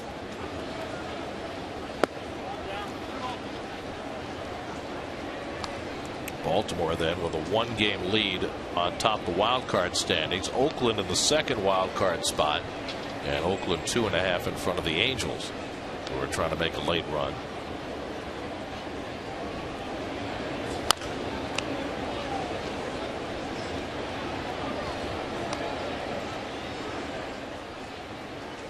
Tolley on deck. Dickey would be behind him.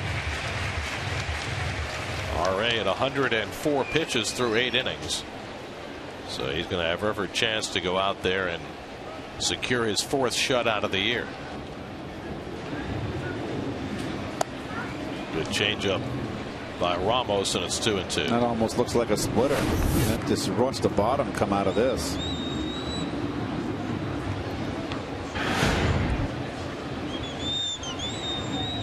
Marlins have had their bullpen problems all year. If Ramos can come up and be an answer for him, that would be huge, as he gets Torres with the breaking ball for the 2nd out.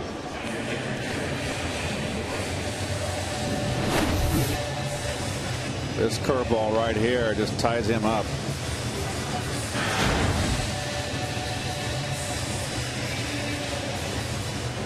So 2 out. Now Tolley who had an opposite field double and scored a run in the 5th, was intentionally walked in the 6th. He's 1 for 2. And he cracks a base hit into center field. And that'll get Dickey a chance for a turn at bat and another ovation from this crowd. Right down the middle fastball. Josh goes up the middle.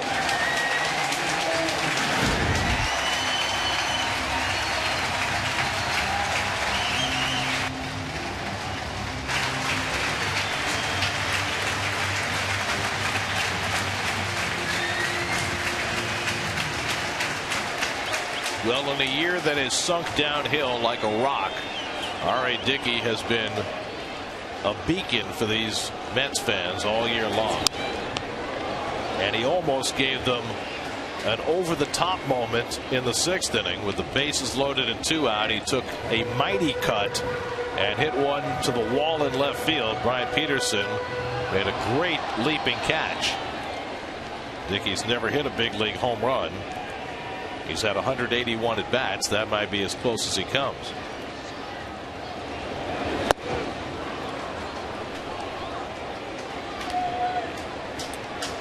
But he'd settle for the shutout. And you know, of all the things we talk about in terms of attracting Cy Young voters, shutouts are pretty darn impressive in this day and age.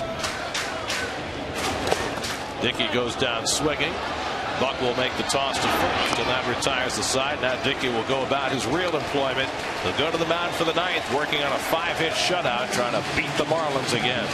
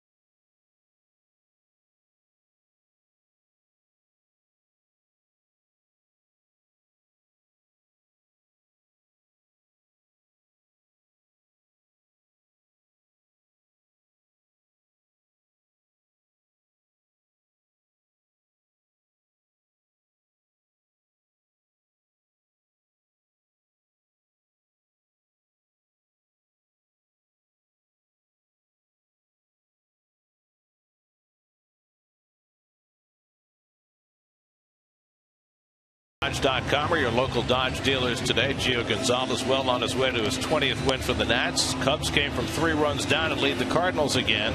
Phillies and Braves later this afternoon. The Reds with another chance to clinch the National League Central after the Dodgers beat them last night. The Giants' magic number is down to 2 for clinching the West. The Pirates just trying to get a victory. They've been struggling so badly in Arizona, playing in Colorado.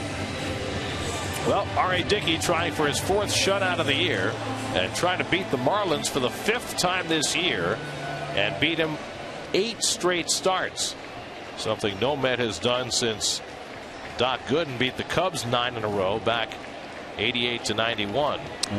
Once again, one of the keys to R.A.'s success for a knuckleballer. Only 1 walk through 8 innings. A hit batsman. He throws strikes, stays ahead in the count. Struck out 4 today, hasn't had a strikeout the last 3 innings. Greg Dobbs leads off in the 9th and takes the knuckler outside for ball 1. Mets will keep the bullpen busy in case R.A. needs help. Donovan Solano and John Buck, the hitters to follow Dobbs here in the 9th. And that one floats outside. 2-0. John Roush up in the bullpen. RA's allowed just 5 hits today, all singles. And he throws a fastball, misses with it, and now he's behind 3-0 on Dobbs.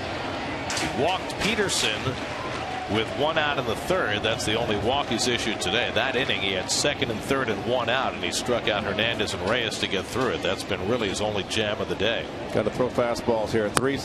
And he missed with it for ball 4. So Dobbs gets a leadoff walk, 2nd of the day for Dickey. You know he doesn't want to come out of this game, and Terry Collins will give him every chance to finish. But you don't want to put the game in jeopardy. Certainly RA doesn't want to any more than anybody else does. Wants to get that victory today. So here's Solano, who's given him trouble. 2 hits and 3 at bats.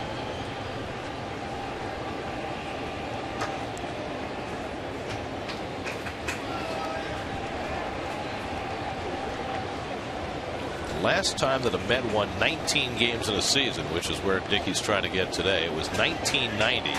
That year Frank Viola won 20 and Doc Gooden won 19.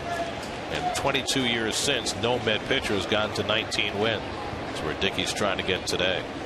Solano takes a fastball for a strike.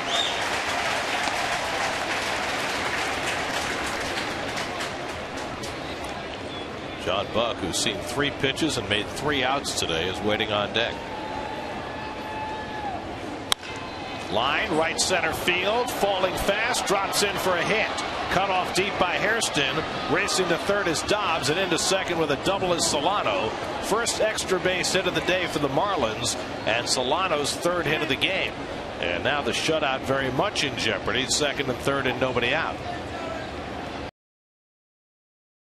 And Dickey's side all afternoon. And Terry Collins is on his way out to the mound.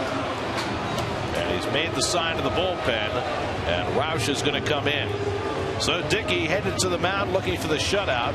Instead, he'll settle for 8 innings plus and trust it to the bullpen to get the final 3 outs.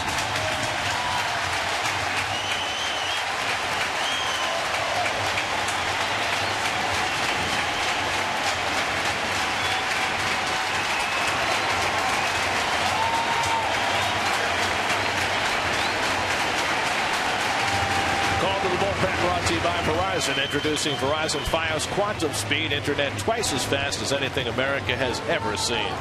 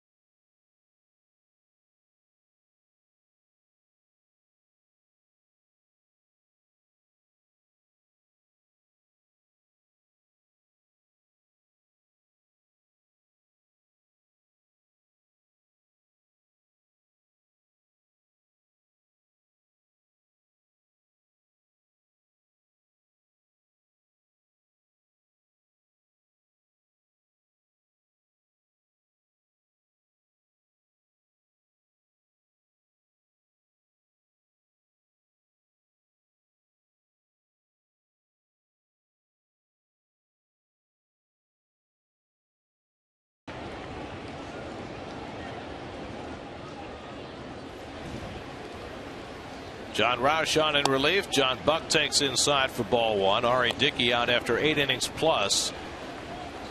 has not allowed a run yet. 2 on base. Even if they both score, Dickey's ERA would still go down today, and he'd still lead the league. Well, Roush pitched an inning of work, 15 pitches, had a clean inning, 2 strikeouts. He's been the best reliever down the second half of the season for the Mets. Buck is 0 for 3, and he flies one deep down the left field line, hooking toward the pole, and it hits the foul pole. Or did it?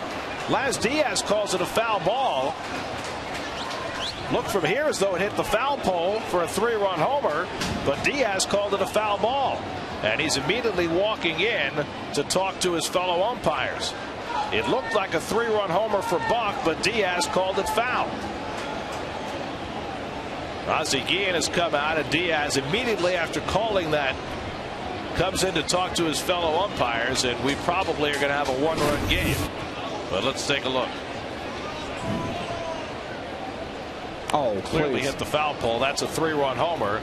So Buck has his 12th home run of the year. They will look at it on replay and then reverse the call. I don't know what Diaz thought he saw. Well, look where he's at. There's no running out down the line. This is the second time this series, this homestand. So this will make it a 4-3 game. 2 runs will be charged to Dickey. Roush gives up the 3-run homer, and all of a sudden it's a 1-run game, and Dickey's victory is in jeopardy. So for the moment, he's got a 4-0 lead, but that's going to change in a moment. You know, you have this instant replay now for the umpires, and this enables them to be lazy. Now, Laz Diaz, this ball's in the air down the line. It's questionable. It's hit hard. He's got to bust down the line to get as close a look as possible, and he doesn't. The ball clearly doinks off the foul pole. It's an embarrassment. Which makes it a 3-run homer.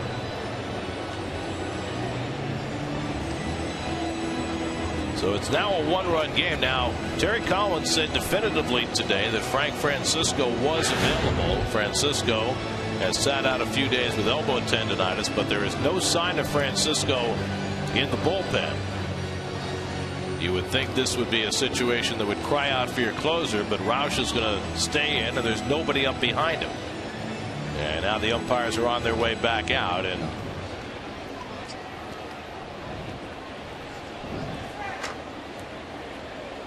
well, the sign is made for a 3-run homer. Well, they're making Laz Diaz make the call.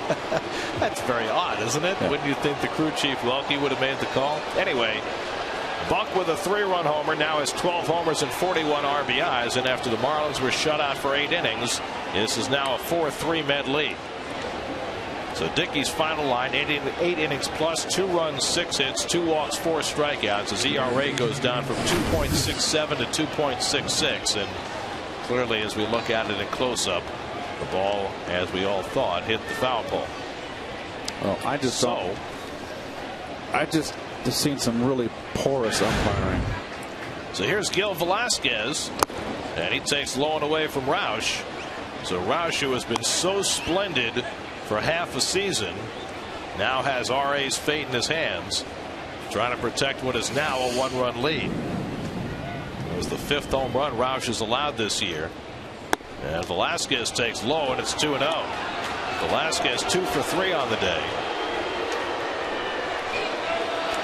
Rob Brantley, the catcher who caught last night, is out on deck to be a pinch hitter.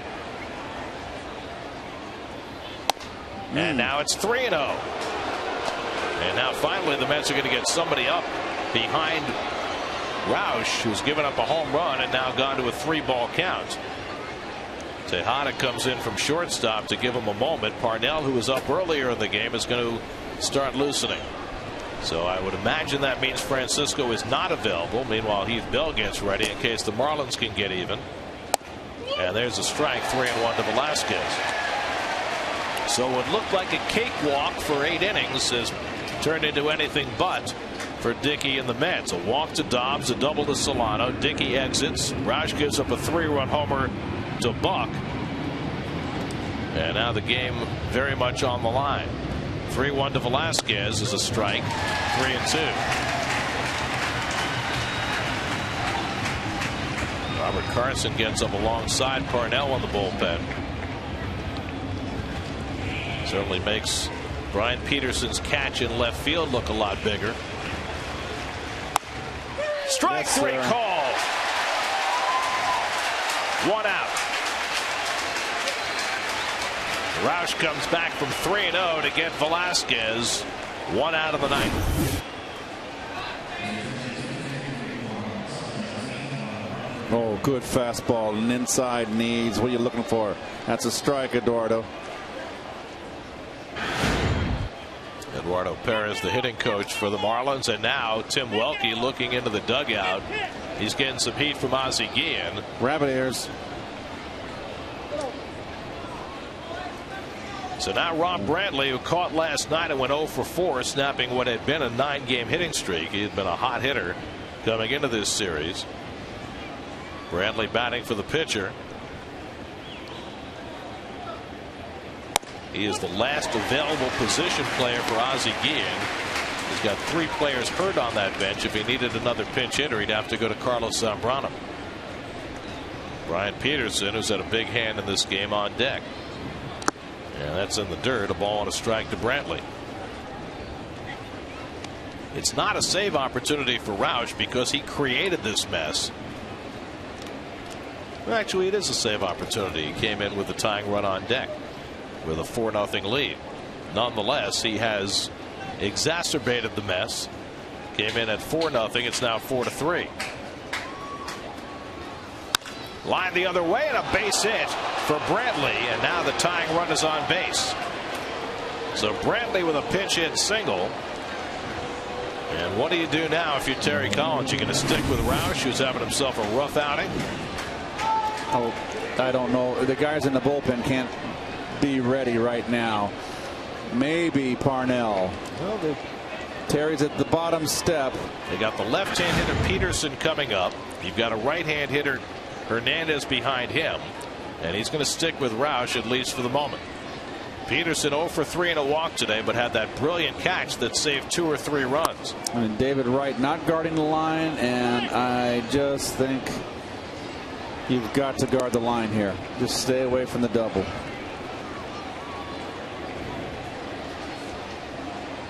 Well, John Roush has been front and center for the Mets since he turned his season around in the middle of June. And the Mets need him right now to preserve Dickey's win. Grounded down to first. Davis has it to Tejada. Finds the bag, and the Mets are unable to turn 2. Looked off the bat like it could be a game-ending double play. But the Mets only get the lead runner, and the Marlins are still alive. Well, Ike just needs to learn to throw a little bit more over the top. You saw that angle on the high first base. Watch the ball bleed. This is tailor-made, but you're throwing sidearm, you throw a sinker. The ball runs into the third base line and takes Tejada off the base. You got to throw over the top and give him a straight, true throw. So now the Marlins are down to their last out. Gorkis Hernandez 1 for 3. He's also been hit by a pitch. Peterson at first and 2 out. And a strike. Roush has got to pay some attention to Peterson, who can run. He's got 7 steals this year. And notice David closer to the line here. No doubles now. 2 outs in particular. Nothing by you. Down the line. Gets down the line. It's a tie ball game. I'd like to have David hug it a little more. Coming up next on Pix 11, it's Friends. Next on SNY, WB Mason postgame live. 0-1 to Hernandez. Swing and a miss. And now the Marlins are down to their final strike.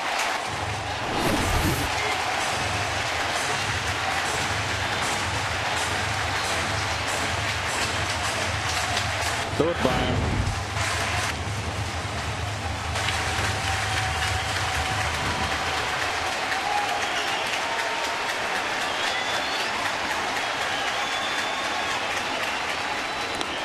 Roush checking on Peterson. Definitely a threat to run. 0-2 to Gorkis Hernandez. There he goes. Throw by Tolley, not in time, and Peterson steals the base. Wow. So now the tying run is in scoring position. Peterson's 8th steal of the year. Tolley out to check on the signs with Roush.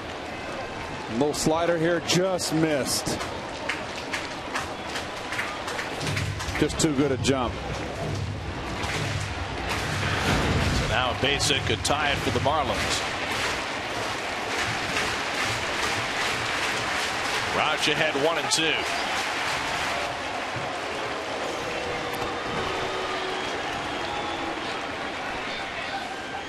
Paper is flying around the infield, and David Wright does some housekeeping. Actually, a couple pigeons flew right behind from short and shallow center field. Eye level for the hitter, and that's why Hernandez backed off the plate. 1-2 to Hernandez. Fouled away. Roush coming at 93 miles an hour with the fastball. The improvement in that fastball has been a big key to Roush's season, and his willingness to throw it in big spots. And you see how well he's done with runners in scoring position this year. He's always had it. He just didn't throw it. 1-2. Line foul. Hernandez hanging in there. He's got to get the ball down. This kid is a high ball hitter.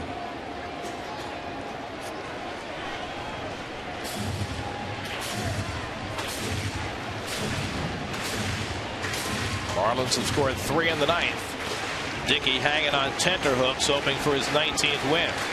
Tying run at second and 2 out. 1-2. Another foul ball. That's 3 in a row after Hernandez was down to his last strike.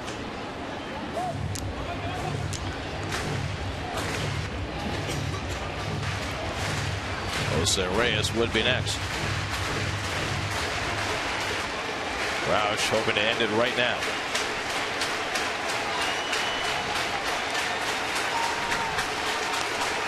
Again, the 1-2. He struck him out, and the ball game is over. R.A. Dickey becomes the first Met pitcher in 22 years to win 19 games as the Mets hang on to win it 4-3. Well, one more step towards the Cy Young. Gio Gonzalez looks like he's going to win 20 today. He's up 10-2 in Washington. But as we said earlier and before this game started, R.A. leading in complete games, shutouts, earned run average, innings pitched. Those are big numbers to have going into Cy Young consideration. He wins his 19th. He has 2 more starts to get 20. He's going to miss the Braves series. Nicely done. Now leads the league in strikeouts as well. He has 209 to pass by Clayton Kershaw. They'll face the Pirates on Thursday afternoon here at Citi Field, and then face the Marlins in the final series of the season. Jason Bay and Scott Hairston providing the home runs as the Mets built a 4-0 lead, and then they hang on in the 9th and survive the 3-run homer by John Buck to get Dickey his 19th win of the year on his 3rd try. Game summary brought to you by the Jeep Celebration event. Dickey, the story today with his 19th win, now is a 2.66 ERA that continues to lead the league as the Mets have taken the first 2 of the series from the Marlins. They beat them 10 out of 14 this year as Roush strikes out Gorkys Hernandez to seal the deal for R.A. Dickey. Mets win it 4-3 as Dickey continues his move toward what he hopes will be a Cy Young. Back to Citi Field in a moment.